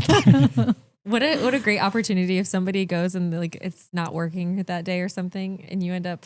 Well, I guess never mind. That didn't work in my head. Cut. Cool story, bro. Well, then I was like, you can shout, but then it would come out because He'll yell and it It's will not work. Actually, yeah, wouldn't that be amazing? Then I need they're like, I need a remote. Yeah, that would be It only works when you talk to it like you're sexually excited for it. Come on, baby. Give some me what paper you towel. got. Give it to some me. paper towels. Excuse me? One more time. you only get one. I missed that. I'm gonna love seeing what that was in the playback. Yeah, you're just going to have to watch the podcast. Anyway, Like, share, subscribe, Virginia. Subscribe. moving on from voice assistants, who definitely aren't going to get attached to our paper towel dispensers. Critics warn this realism could pose risks for people vulnerable to emotional or mental health issues. I don't know what that really is trying to say there. Like, are they worried that people with those kinds of issues are not gonna? So have you ever seen the movie Her? They're going to be too emotionally dependent Yeah. on this AI for however they're using it. Okay. Whether it's I for see their what you're mental saying. health or asking it for routines, Right. maybe. Where Joaquin Phoenix falls in love with Right. Scarlett Johansson's voice. Yep. Yeah. Yeah. What was his name? Joaquin Phoenix. Joaquin. Joaquin? Yeah. Joaquin. Oh. It's not Joaquin. Joaquin. No, I don't think so. Next one. So, number 2. The search continues for the successor to the smartphone, which I don't think this is going to happen because we already have these smartphone companies like practically teasing what their next smartphone is going to be. We sort of talked about it before where they're just going to be moving into more foldable phones. If you look around on the internet, you can see that like there's probably an upcoming foldable iPhone. There is more hopes that the glasses, smart glasses, are going to be the next successor, which I could kind of see. Everybody's thinking, it's either going to be virtual reality, VR, or augmented reality, AR. That's going to be like the next big thing. But we've been kind of doing that for the last 10-ish years, and nothing's really broken through the mainstream. Seems like most people are using those glasses to record people secretly. Yeah, and that's the other thing there too. Is the initial the infamous Google Glass was like the first entry into the whole thing, where it was a flop because it didn't sell well. It was very obvious that you're wearing a very, like, what the heck is that? Like, is that out of a camera? Okay, like, can you get that out of here? And now you have stuff like, the Facebook or Meta, the Ray-Ban glasses that's had some success, but it has, a camera on it too. I don't know. I would say that's like an invasion of privacy thing, but like we kind of already do that with our smartphones already. So it's like, True. Yeah, it's a little more convenient when you can just. it is point more your convenient. It's a lot, inconspicuous or. I'm going to add this to my Christmas list so I can take more pictures of Matt. Good luck. He'll never know. He'll know as soon as you put them on. Why are you wearing your sunglasses in the house? You specifically get a sunglasses pair. What are you doing? When you said Google Glass, I didn't realize that was glasses. I thought you were talking about that imitation phone that's just a block of glass or silicone that people are carrying around. No. Google Glass, I think it came out in 2014. It was like this big of a piece of glass. This big, audio listeners. It's like less than an inch wide. It was like close enough though that like obviously your eye could interpret, a decent size image because it's right there. But like the features it had and the overall functionality, it was just way too ahead of its time, basically. But it was also like show us super, Looked like a spy thing, like a villain, like a James Bond villain would wear it. Well, right. It was kind of just like a little too over the top, basically. Yeah, looked little something like that. Okay, it's way too Men in Black for me. Right. Just like ahead of its time in certain ways, but also like, what the fuck are you wearing? What the fuck is that? Yeah. So obviously we've gotten a lot farther away from that, but is that still going to be like the next thing? I think we're still a bit far off. I still think we're still going to be carrying that phone in our pocket.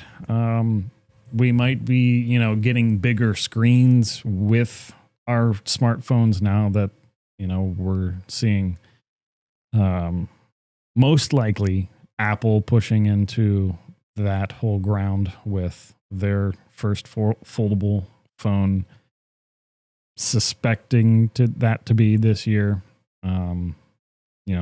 Obviously Samsung's already been on it the last couple of years. But Samsung's also still just going to make their, generic candy bar brick phones. Weren't they working on something that was like a wristband that put out a projection and you could it was like a, Samsung was doing that? There was somebody out there they made like a bracelet and you could use it as a phone, but it had a projected image instead of actually like a physical keyboard that you could press. I'm trying to think, project it like down on a surface or like I think you project it on your wrist. Okay. CICRET Cricket bracelet. Cricket? That's interesting. Yeah. Secret. Maybe like secret, but it's a secret. It's a secret. It's a secret. Oh, okay. I see what you're saying. Yeah, and it projected a little image onto your arm and you could actually like touch it and it was like a smart device that way. But eventually they were like trying to become a phone thing. So that's really interesting. I could see something like that, or maybe an embedded chip in your hand. But what are you touching? Well, I would assume it has like an infrared or multiple infrared sensors that could tell where you're touching. But it's like that's like smartboard technology. You would still have to like calibrate to your arm for that to work well. Yeah, I mean, if you had skinny arms like mine, you ain't getting much information. Or if you got hairy arms. So I used to have that might screw with it. I don't know. There's different models of smartboards for the classroom. And there was one where it was essentially this. It was a projector. Right. And so it projected onto the wall and you just had to like calibrate it basically and hit like the points that were shown. And then it was just like you could use it like a touch screen. Okay. I'm assuming it would be something similar where you would probably have to calibrate it. How many people's arms have fallen off from this device? Nobody knows because it's a secret. Oh, boy. It's a guillotine for your wrist.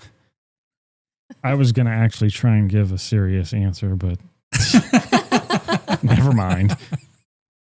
Oh, go ahead. I was going to say, not enough sample size of people that have used it. No, it's a secret.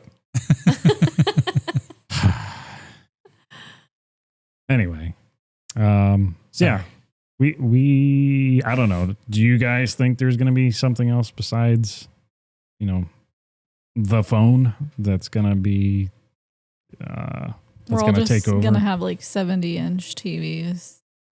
A lot of people. A wheelchair, a bucket to shit in. Going back apps. to the Probably Idiocracy meme. one of those, secrets on your arm to just order fast food. Okay. It's gonna be something along the lines of just the same technology as a phone, but it's somewhere else. It's minimalized more. Right. Whether it's a ring or bracelet, something that's in, a chip embedded in your hand, something. So that's why I think like the glasses could be it. It's just, I don't think we have enough like compact firepower in terms of like the processing power it would take to like have something that works well. Also, people who refuse to wear glasses. Right. Yeah. That would be my There's thing that is too. I don't wear glasses on a regular basis. So for me to like put them on, just wear them all the time. Right. I don't know that I would. That'd be a necklace. Did you ever think you would carry a big phone around with you all the time? Yes. Oh, okay. She's that young. Yeah, I think I would just always like, oh yeah, okay, cell phone. Well, we shall see with that. Number 3, AI is changing how we browse the web. So for sure, we've already talked about AI usage on the podcast before. Search engines, we know, use it, or AI themselves are the search engines. Social media apps, practically all of them are using AI. It's inside operating systems like Windows. I don't think Apple's Mac OS has that yet. Web browsers are starting to integrate all their AI power into them. I think Firefox is probably one of the few that has marketed it itself, where it's like, yeah, we don't want AI right now. You should use us because of that. And there's a market of people that don't like AI. They're like, oh, okay, yeah, let's do that. Yeah, companies are obviously been embedding AI within all of their products that they have already, often now by default. Legal, ethical controversies kind of get surrounded in all of that, whether it's copyright or who's using what data, and just the whole AI-ification, if you want to use that term. That's my middle name. AI-ification, Alysha Intelligence. So, Ification. Okay. Alysha AI-ification Intelligence. Did I say that right? Alysha Intelligence. I'd be like first, last. Right. What did you say? AI-ification? Fication. Oh, ification. Just that part. Fication is my middle name. Fication? Alysha-ification Intelligence? Yeah. Okay. What the hell? I thought you were going to say it's a secret. Right. That one's not going away, apparently. All right, cut it. The AI-ification of the web is expected to accelerate even more this year. Who would have thunk? And last one I have. The computer. The computer thunk it. Yeah. Number 4 is self-driving taxis are becoming widespread. Have any of you guys used a self-driving taxi? You have? In Arizona. I was just gonna say I've only seen them in Arizona. It was did not drive in one. It was so trippy. Okay. Please tell us. Yeah, it was trippy because I was with 2 people that were like, woohoo, this is awesome. And I was with one person who was like, what's happening right now? What's happening right now? What's happening right now? And I was kind of like in the between, but I was more on the side of the one that's like, what is happening right now? I don't like this. Just because there's no driver. There's no driver. That's exactly right. And it's like it's almost like one of those things where like it's coming to a stop and you're like pushing yourself like you're in control because you're not. And right. And I keep like it's like driving with you. Whoa, low blow. Stop. Actually, he does do that. Please stop. Or I'll be like, I tend to make wide? No. Oh, not wide. I'm sorry. Opposite of wide. Narrow. Narrow left turns. He's already talked to you about this? Maybe. Maybe everybody. My history precedes my. Oh man. So anyway, I'm traumatically scarred here. I'd be like, whoa. You almost took out that car right there. Yeah. I don't think they're that bad. He has my son, who is now learning to drive, going, sorry, that was what Matt would say is a bad left turn like you make. Or he'd be like, so when you make a left-hand turn, to be fair, you're supposed to pull all the way up to the lane that you're going to turn into, then turn. Right. Not 50 feet before you get to that point and cut it to the point where if you're in the passenger side, you can't see the front of the car that she's making the turn in front of. And also, like, when I'm sitting in my truck and people do that to me, it annoys the crap out of me when they cut the corner too close. But if there's no car there, I don't see the problem. It's a more direct If there's no car there, she will pull into the oncoming traffic lane and just drive in it a little bit and then swerve over. Like, gets me there faster. Yeah. I mean, if you can see you can clearly make it, then all the power to you. But I think he exaggerates a little. It can make for bad habits. I don't know. Well, anyway, self-driving. He'll literally say, I just think it's funny. They might not be that bad is what I'm saying. Did you get to where you were trying to get to? We did. Okay. We definitely did. You know, if everybody was using a self-driving car, we may have a little less anxiety on the road. I was actually going to say, like, we wouldn't be... No. Nope. No? No. I was always like, it's going to hit that pedestrian. Like, that freaks me out. So I'd you be like guys 10 are points. all trying to say that you would feel more comfortable in a car where compared it's to some of the idiots that If do everybody drive was around? driving. If Everyone on the everybody road was is a doing it. Mamaluke. Yeah. I will agree with that. I mean, yes, I agree with that. But I do not think that I would want the windows all blacked out so I couldn't see what was going on. I wouldn't want to see around me. so you just want to sit in a death trap and hope for He doesn't want to the anticipate the best. crash. Yeah. Just Okay. I'd feel more comfortable not being able to see outside of the car than I would being able to see I agree outside of with the car that. and waiting to see what the robot was going to do. Like, you know, I would agree with that. I would have probably felt more comfortable if the windows were tinted and I couldn't see out. So like you didn't know if you had a driver or not no, so you didn't know what was going on No, but outside of the car. separately. Like, would you want to know if you had a driver or not? Yeah. Okay. Yeah. I don't like to guess. I mean, I want all the facts. I just, Why do you think that would not be a good idea? Who's gonna hack all the systems and make all the cars crash? Oh. they could do that now. You could change traffic patterns and lights and things like that and cause Right. everybody to crash. Well, so speaking of that, it wasn't quite a hack, but there was an incident in San Francisco recently where they had a power outage, and all the cars just stopped. Died. Well, at least they just stopped and didn't just keep going.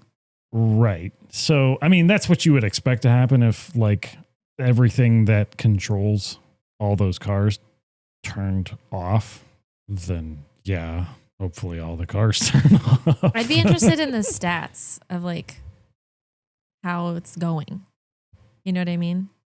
How what's going? Like, are there crashes from these cars? Any crashes reported? Are there? There are a few. And I mean, and that's across multiple different companies that have self-driving cars. Yeah, but comparatively, there's crashes every day. So It is true. There are crashes every day, but yeah, what's the difference? yeah, I don't know. I would think there's probably less. Well, I think the difference is people want to put their trust in these cars, right? Like, Right. if they're going to become more widespread, less people are likely to use them if they know that they're frequently getting in accidents. Sure. So I guess Yeah. that's my thing is like, I mean, it's $100 a month to pay Tesla to drive your car. Right. Like if you have a Tesla and you have That's the true. self-driving feature, you pay $100 extra a month and you can use that. Right. You can bring your car to you. So like when you're coming out of Yeah, the store, yeah. you can tell your car to meet you at the front entrance and such stuff. a nice and- feature. Yeah.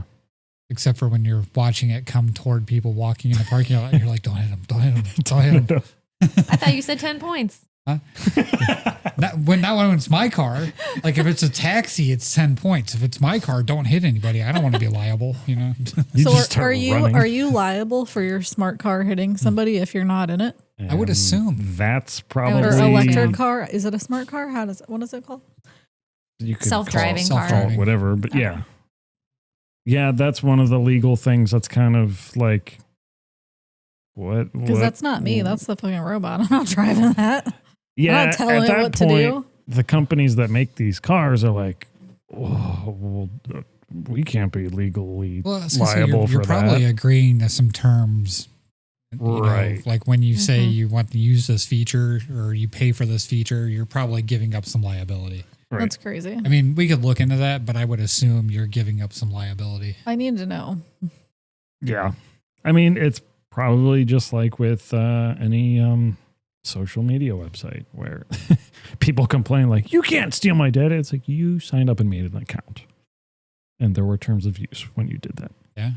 So But it's not killing use people. my image. You did. no, but it's the same concept of like, you can't make me liable. We can make you liable. Because Let me throw out this scenario though. I guess you have a license plate number, but if like Matt had his car coming up to him to pull up to pick him up when he was coming out of a store and it hit somebody, you could just run away. And then the person would be Not my sitting car, there not like, my car. what am I supposed to do? Nobody's in this car. Who am I supposed to Matt's just exchange information with? Matt's just like, that's not my car. Right, exactly. I'm like hitting I the mean, button to yeah, go make it park again. the car's Go still, back. Reverse. the car That's is so fucked up. still If- going to have a license plate. It's still going to have a VIN Okay, number. so if we get this car, a self-driving car like a Tesla, what they should also have as a feature is one that hides the license plate. Okay. All right. So as far as Tesla is concerned, it is not a fully functioning driver. So you have to have constant supervision. Like Right. you're actually Yeah. supposed to be. So you're liable as the driver if Yep. it does something stupid. That seems like way too much. That's like having a teenager. Yeah, I'd be freaking out all the time. Like, well, you're gonna stop. You're People- gonna stop and slam on the brakes, and it goes out of self-driving mode. People and then you who have to- Right. intentionally don't have kids, but then buy a Tesla. That's like the same thing. Sorry, my teenager's driving. I really don't think after riding in a self-driving taxi, I don't think I could own a Tesla and have it self-drive me. I'd be freaking out the whole time. They say they're Anxiety. officially legally I'd be like, driving assist systems. assist. Yeah, that's how they're Right. wording it to get Yeah. out of the. See, that's what I'm saying. There's going to be a loophole in the Mhm. verbiage. There's going to be a loophole in something in your terms of service. Where it's You're your gonna be fault, responsible. not the company. Yeah, like Right. my car has the assist. Lane assist. Yeah, and it can, you know, Can Drive. it park itself? Like, no, but you have to have your hands on the steering wheel. Like it, you know, alerts you if your hands aren't on the steering wheel. Right. So like that's fine because I'm there and you know I can put my hands on the steering wheel. Yeah, but what if it jerks you into the wrong direction where there is an obstacle? Are you going to Has- say you're not liable? It hasn't happened. We're not talking about liability. I'm talking about anxiety. I'm still in control. I'm still Oh, sitting there. Okay. So in the Kenmore leg, I was driving a rental vehicle one time, and I was coming around the Kenmore leg, which is that 360-degree ramp, you know, and the lane assist kicked in and almost took me off of the ramp. Wow. And ever since then, I refused to drive with it. Like I Right. shut it off in every car. I would never buy a car that had that as a standard feature where you couldn't shut it off. Yeah, I'd be fine with like it warns you, but it doesn't like Move the car for you. right. Yeah. Right. Yeah. I mean, you're in a full turn at 50 miles an hour going around, that curve, and it tried to auto correct and straighten the wheel out, and I almost went off the ramp, and yeah, never again. So I don't like that feature. I do like adaptive cruise control. Adaptive Yes. cruise Yeah, control, adaptive where it cruise- Where you sees a can- car ahead of you and it Yeah. slows down a bit. You can And you can choose your set the car length. distance Yeah. and stuff Right. like that. Okay. And, Mine I has like that as well. That's fine. Yeah. Yeah. Yeah. If you get over and it's open, it'll pick back up the speed you had set and stuff like that. Yeah, I Yep. very much like that. Yeah, because Feature. that's like one component of like the whole driving action. Assistance. Yeah, it's not like fully taking over. Did I say that right? Assistance. Blacked out for a second. Hello? Hello? Alysha Alysha AI? Intelligence? Do not confuse. The power flickered. The light behind my eyes is gone. Alyshification intelligence reboot. Boop, boop, boop, boop. Assistance. Yeah. Technology. What a time to be alive. We went online and we live there now. Yep. So, okay, where even am I? I started off the segment with not expecting anybody to have used a self-driving taxi, but you did. So You ruined it. Sorry. No, I just. To be fair, when we were there, You're driving and There you're was- self-taxi there was a driving. lot of Everything them. ruins everything. I know. To be fair, I will say it was To be very fair. much like we have to do this while we're here. So we Right, like yeah, paid the extra yeah. to like because they feel like they were fairly new at the time. That was several years ago. Do you know which Taxi kind? company. was it? Waymo? Yes, I believe it was Okay. Waymo. Okay. So in Europe, where they have less restrictive flight patterns and the FCC isn't like, or the FAA, sorry, the Right, FAA isn't right. controlling the airspace so much, they're actually working on drones that are taxis. Taxis for people? Yeah. Flying people? Yes. Oh. Yeah, that is a thing in Europe right now. There's 4 different companies working on it, but they can't do it here because of our restrictions on airspace and stuff, because you're not even fly certain drones in certain areas and stuff like that. Right. But yeah, they're in some of the European countries. They're actually working on that. How does it pick you up? It lands and it's got 2 to 4 seats in it, and you guys get in and it takes off, and it has a flight pattern, takes you where Flying you're supposed cars. to go. Yes, Oh my God, so excited. We're They're- getting there. it's a drone, so it's got the giant fans and stuff. It's not like So it's like real life Star Wars. no, not yet. Not yet. Close. I mean, I want to do it. Like, I've seen it. Like, I would totally be the test dummy for that. Like, All right, let's go. please, But While in Europe, let's do it. yeah, sounds like we got a piece that just finished. Should we take a quick second to go check it out Now let's take a quick second. and hopefully not break it? I was gonna say let Luke take it start out. part B. Yeah, Luke take it out, not hammer hands. So Matthew Hammerhands Hinton All right. Let me go get it. trips over all the wires. That's what she said. He said that's a big one. That's a big one.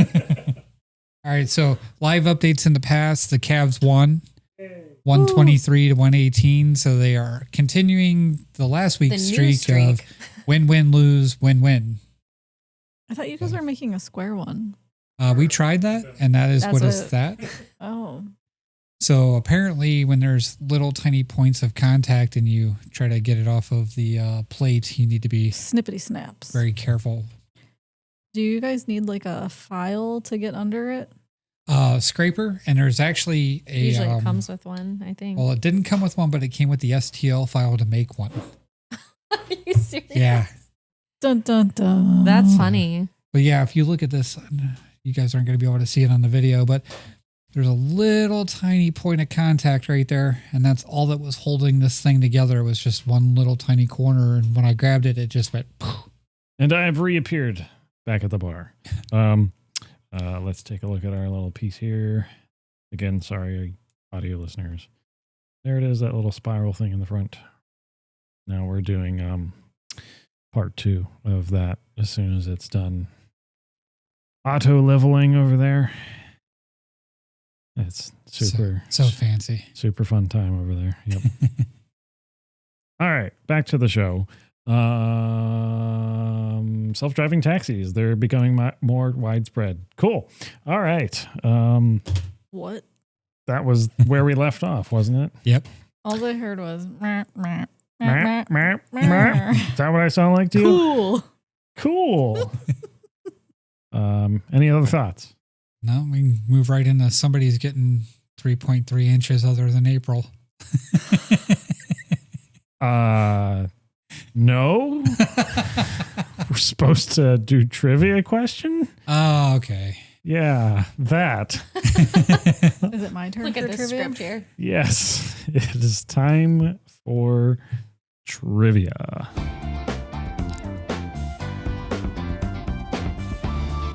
So I just did a topic about tech trends of 2026, but We're taking it back that's right. to the early 2000s, late 90s. That sounds right. Okay. Okay. Which home stereo brand sold the most shelf system home stereos during that time? Late 90s, early 2000s. Which brand? Which home stereo Think brand? back to the stereo. Can that we you have had. multiple choice? Wow. Sure. I mean, I know them offhand. Sweet. I knew them offhand too, but I wanted to have it legitimately put down. Okay. All right. Okay, we'll think about that, and we'll be back after the break.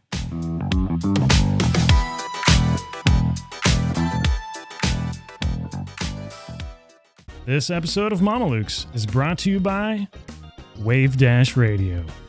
If you're into video game or anime music, you should get tuned in. Whether you prefer the classics of Mario and Sonic, modern tracks of Halo or Kingdom Hearts, or the soundtracks of Full Metal Alchemist, Attack on Titan, and My Hero Academia, we've got a station for you. Featuring 4 separate stations, each with a curated playlist, you're sure to find something to jam out to. And the best part? You can listen for free. No strings attached, no asterisks. Just visit wave-radio.com to get started.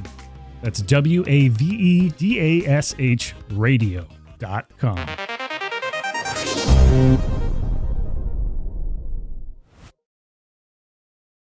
Welcome back. And this week we have a Mamaluke of the Week story. How about that? We finally got one. You guys are really cheerful about it. Okay, cool. Yes, honestly, thank you for sending Audience that in. participation. Sorry, we were just waiting for you to finish. Okay. That's what she said. I know, I was waiting. I'm sorry. So this Thanks, comes from Jamie Jones, 8626 from YouTube, commenting on our last episode. What it's like when they call for snow in Virginia. Not to be confused with Virginia over there. That'd be weird. Oh my God. Snow in Virginia? I don't know. Start over. All right. Is that like the rapper from the 90s? You want me to start over the whole thing? No, let's just keep going. All I right. like it. I like it. On Monday, I feel violated. I don't like this. I do not consent. on Monday of this past week, the news started telling people about possible snow on Saturday and Sunday. So that would be the next couple of days from now. Major panic sets in, and here we are on Thursday, yesterday, as of this recording, sold out of almost everything at the grocery store, and they're already canceled our truck deliveries for Saturday and Sunday, with no snow on the ground yet. I'm from Ohio, and it still makes me laugh when everyone panics. We're even sold out of toilet paper. That's already giving me PTSD from COVID when everybody was buying all the toilet paper. We recently went to the grocery That's store. Luke's opinion, not the Mamaluke. Yeah. Sorry. We recently went to the grocery store and they didn't have any regular taco sauce, No, just hot. just Which all I'm hot fine sauce. with, but Luke, anybody else who doesn't enjoy hot food. Wasn't there something I else? thought that was hilarious. I feel like we saw something else that was all out of stock or mostly out of stock. Well, you sent us the picture. I'll put that up. So the picture that she sent me was the entire tomato sauce aisle completely gone, like wiped out. And then she opened, so she works very early in the morning. They opened at 6 a.m. and at 6 a.m. they had 60 people in line to get into the grocery store. That's crazy. That is And crazy. then they have about, I think, 10 to 12 registers, it looked like, in the one picture she sent me. And there was probably 4 or 5 people in every line, and half of them had 2 carts. Wow. So to be fair with these people in Virginia, they're expecting ice like a very bad ice storm that's going to happen. Yeah. Which means they have the possibility of losing power.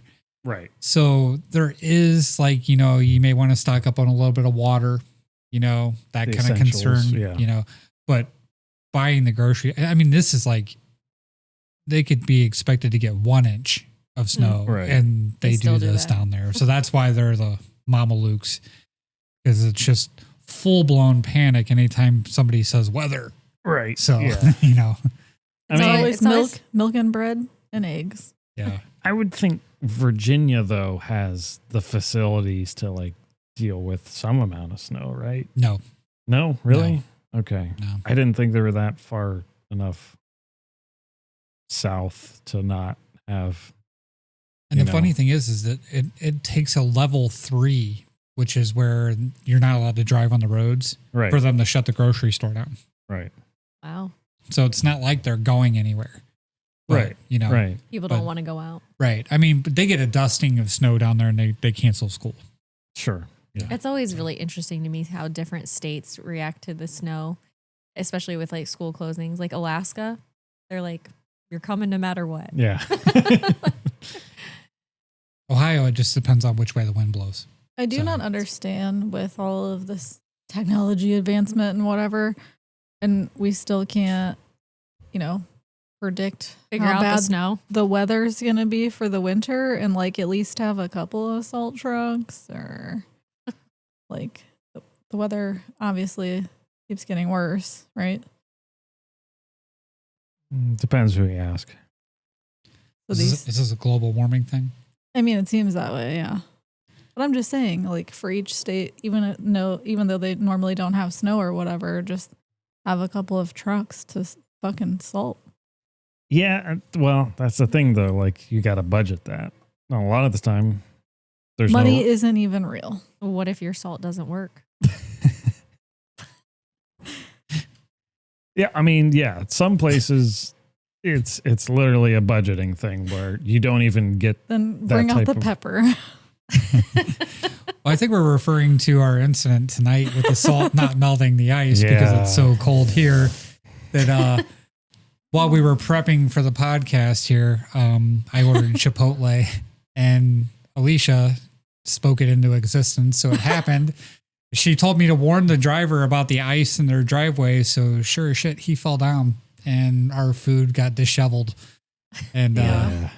so he was pretty distraught and he was just supposed to drop it and leave. He rang the doorbell and he like handed me this like Pile of food. pile of containers and forks that had been on the ground and this destroyed But bag. he And saved- he's like, I think it's good. And then he like walks away on the camera and you can see it. He's like trying to wipe his butt off because he hit the ground so hard. But More he than that, saved- though, Yeah. like unless he had a prior injury, like before just falling, like 5 seconds before that, the way he was walking, it was like, ugh. Yeah. I was like, oh, I hope But it wasn't from that. he saved the glass bottle of Coke. Yes, he did. Yeah. So I was because impressed. my birthday was recently, we got a free drink. So I got a Mexican Coke and he did save the glass bottle from being destroyed. So Well, kudos. Shout out to that DoorDash. I guess that makes driver. him not a Mamaluke, Yeah. but We did warn We him. did We warn did him. warn him. Yes. Yeah. I did put it in the instructions very clearly. So speaking of ice and snow, we also have a very impromptu segment here we need to bring up and Update on the weather. potentially use a new camera angle. Let's see if Let's we ask can. AI what the weather is doing. Alysha Intelligence, can you tell us what the weather is Well, going to be like? Currently, it's 1 degree outside. Okay. Hence, why the ice isn't going anywhere. So we have a severe weather storm warning expected around 7 p.m. for Saturday. Okay. So it's all over the news. The panic. People are, buying all of the essentials and then some. the taco seasoning. No, the sauce. Sauce. And the tomato sauce. And everybody's buying all the bread. But I keep seeing all these predictions, all the maps and everything of how much snow we're predicted to get. Okay, here we go. And one stood out to her. And I Do you just feel like keep explaining? asking, who is drawing these maps? Because we are going to get more than we can handle. Clearly. I mean, like, Somebody's you couldn't, getting 14 plus inches. just looking at this map of Ohio, the purple is a nice shade job. The pink is, I get that. But Warning it's just zone? the skin tone, light pink color, and the shape. You couldn't have made it like jagged edges to follow along with the city lines or Jagged edges. Ugh. Ouch. It sounds painful. anything. I mean, it's going into the pink stuff if that anything helps. It's like, to make it not look penis shaped. So this was my favorite map of the snowfall. It's really getting everybody excited. Yep. And the 14 inches, I see why everybody's in a fucking panic. Whoa. That's a lot. I don't know if the bread's going to help, but The tomato sauce. They made sure to grab the mild. but it's not going to be Less the hot. But it's not going to be spicy. All the hot was left behind. could be a bland white 14 inches. Oh boy. Lots of white stuff coming everybody's way. That's what we're getting at. What did here, you so. say? A lot of snow in Virginia. What did you say? Yeah, that. Lucas, duck, watch out. Yeah, it's Coming at you. it's coming. Thank you, Alysha Intelligence, for that weather update. We super appreciate it. And thank you to whoever drew this lovely map. Yeah, what the hell are you doing? My favorite. I Like- might print it and frame it. Yep. The pounding of 2026. Somebody's getting pregnant. Okay, let's get on to trivia. I should probably change this back now, right? I think we should keep it up. You want to You want to keep it up? Really? You want to keep it up? You want to hit For Cleveland? how long? You want to hit Cleveland that bad? Not hitting Cleveland. The head Well, is. if you keep it up. I think she gets it now. Anyway. But the tip trivia. isn't in Cleveland. Okay. It could be. Fucking God. It's going to Fluff get it a little shorter. bit. Use some hands. Matt, please, first trivia question, All right. go. First trivia question is, what video game company owns the rights to Silent Hill? And since it's been requested as now multiple choice, so we have A, Ubisoft, B, Konami, C, Namco, or D, Epic Games.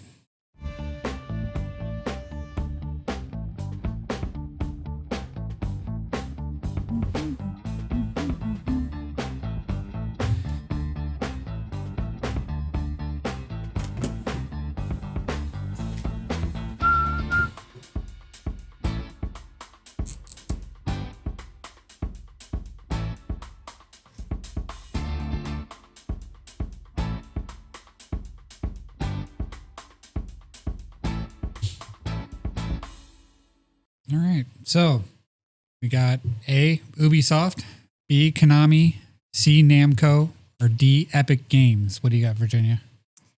Well, I had absolutely no idea whatsoever. None of them sound familiar. So I went with the, tried and true strategy of always choosing C when you don't know. Video game company. That is incorrect. What was C again? Namco. Namco. Which So- you commonly hear with Bandai Namco. We get the buzzer or what here? Oh, yeah, sorry. What do you got, Alysha? Oh, I picked the one that I liked how it sounded the most. Kunami spelling, no idea. That is not the correct spelling, but it is the correct answer. Oh, good job. Kunomi?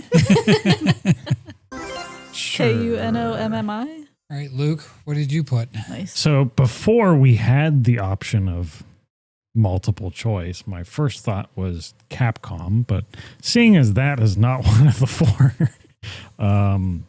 I went with my gut to say Konami because I wouldn't have recognized any of the other three to be. Did you the spell answer. it right? Yes, except my A is kind of weird. It looks like a fish or something. Konami. Very good. Okay. Very good. Very Konami. nice. Never heard of it, but I just liked how it sounded. And most video games are Japanese. Well, That's that good. is fair. I actually play more games from Ubisoft than the other ones. That's why that one first snapped into my head. Which ones do you play by Ubisoft? The Crew, Okay. and then there's a couple other that are. They do have like terrible. Like they want you to buy into their aftermarket thing, you know, and DLC. yeah, their DLCs and stuff like that. Yes. Yeah, so that's not great, but Right. some fun games. So, all right, Alysha. Oh, my turn. Taking it back, way back. Which home stereo brand sold the most shelf system home stereos in the late 1990s and early 2000s? I will give you some multiple choice answers, Virginia. Thank you. It is A, Sony, B, Iowa, C, Philips, and D, Panasonic.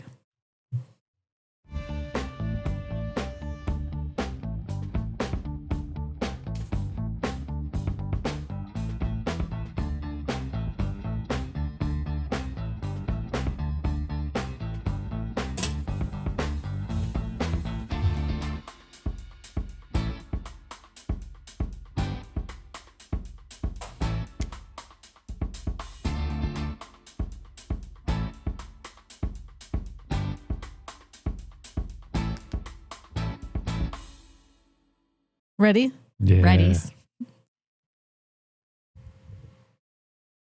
I'm going to go with Virginia first. Okay. Get to start both trivia questions. Alrighty. They all sounded familiar, but I went with A, Sony. Striking out today. We'll go. I think that's what I had with was Sony. Luke. Sony. Boo. Give yourself another one. No, everybody gets one. All right, so I'm really dating myself here because like I'm aging myself. However, I'm not dating myself. I thought you were dating Virginia. Yeah. Ah, So I was before you gave us the multiple choice thing, I did something Luke did and wrote down my answer. I put RCA. So like, wasn't that Oh. RCA Yeah, the guy sitting in yeah. the chair Yeah. with the home theater blowing his like Yep. tie back and stuff like that? And I thought that's where we're going. These but were I think that was the 80s. These were specifically shelf systems, so just like Yeah, the I literally console think and that was the two- 80s because it was like a Okay. tape deck he puts in and stuff. And Oh, you know, I okay. think I'm showing my age. But so I went Philips. C. Uh, it's and the Panasonic. answer wasn't is Panasonic. Yeah. Mm-mm. Wow. Yep. So But I had, and you spelled it wrong. Oh, I Okay. had an Iowa Oh. stereo. Iowa. Iowa. AIWA. Yeah, Hmm. Iowa. Panasonic. I want to listen to the radio. Iowa. We all suck, apparently. I just got the answer wrong. I don't know about you, but Matt's like, I definitely don't suck. Lucas, we're not taking it back to the weather. Jeez. Matt's like, I We definitely never said do not anything suck. about the weather doing any. Never mind. The weather sucks. Matt's like, I only blow.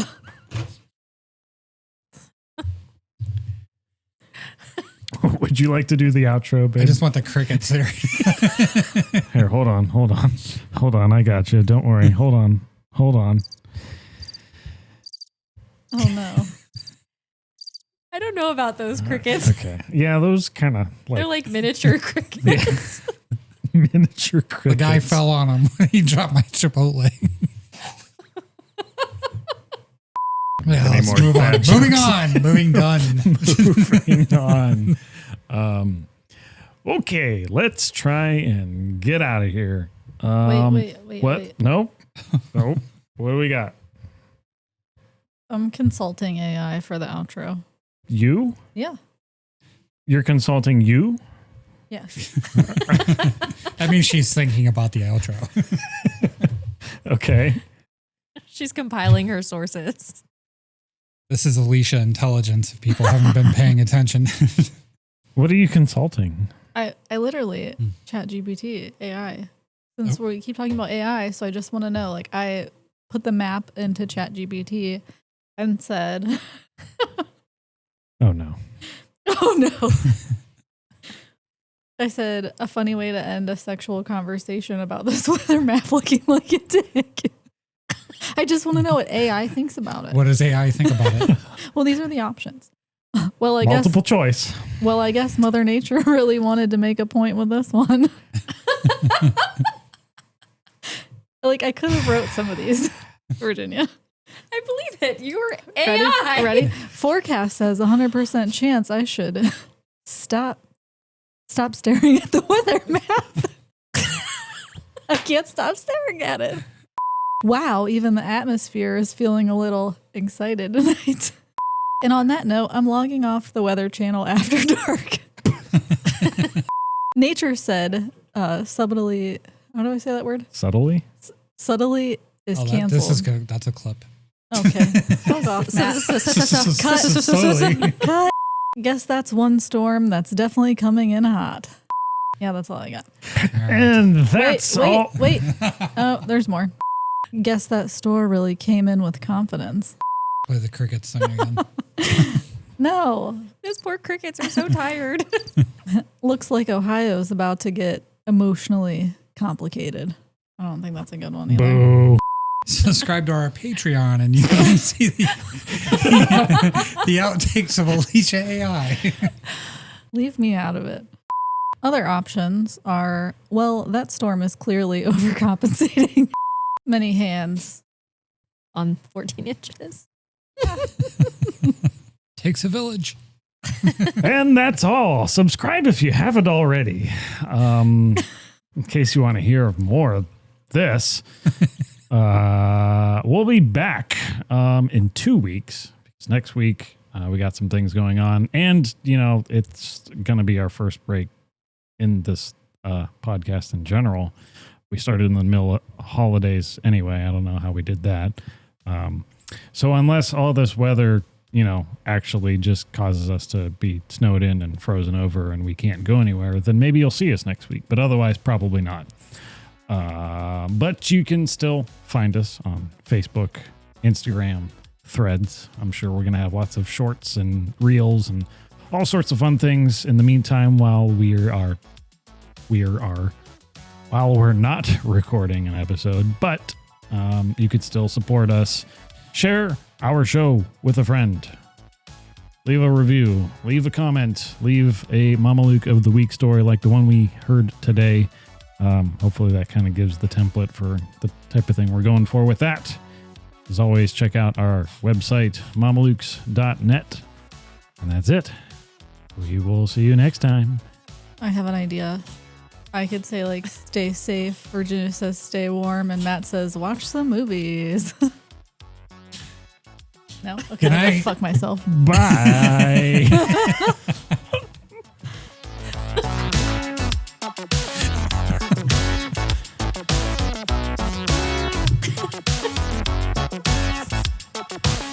Ta-ta. Fuck out of here, ta-ta. Goodbye. Fuck out of here, get. Fuck out of here and go. Fuck you all. Good night. Stay safe. Enjoy that 14 inches. I'm going to hate editing this. Or I wouldn't even edit it. I would just play it. or enjoy that 3.3, Sean. You won't be the one enjoying it. That's right. That's April. We'll know if he listens.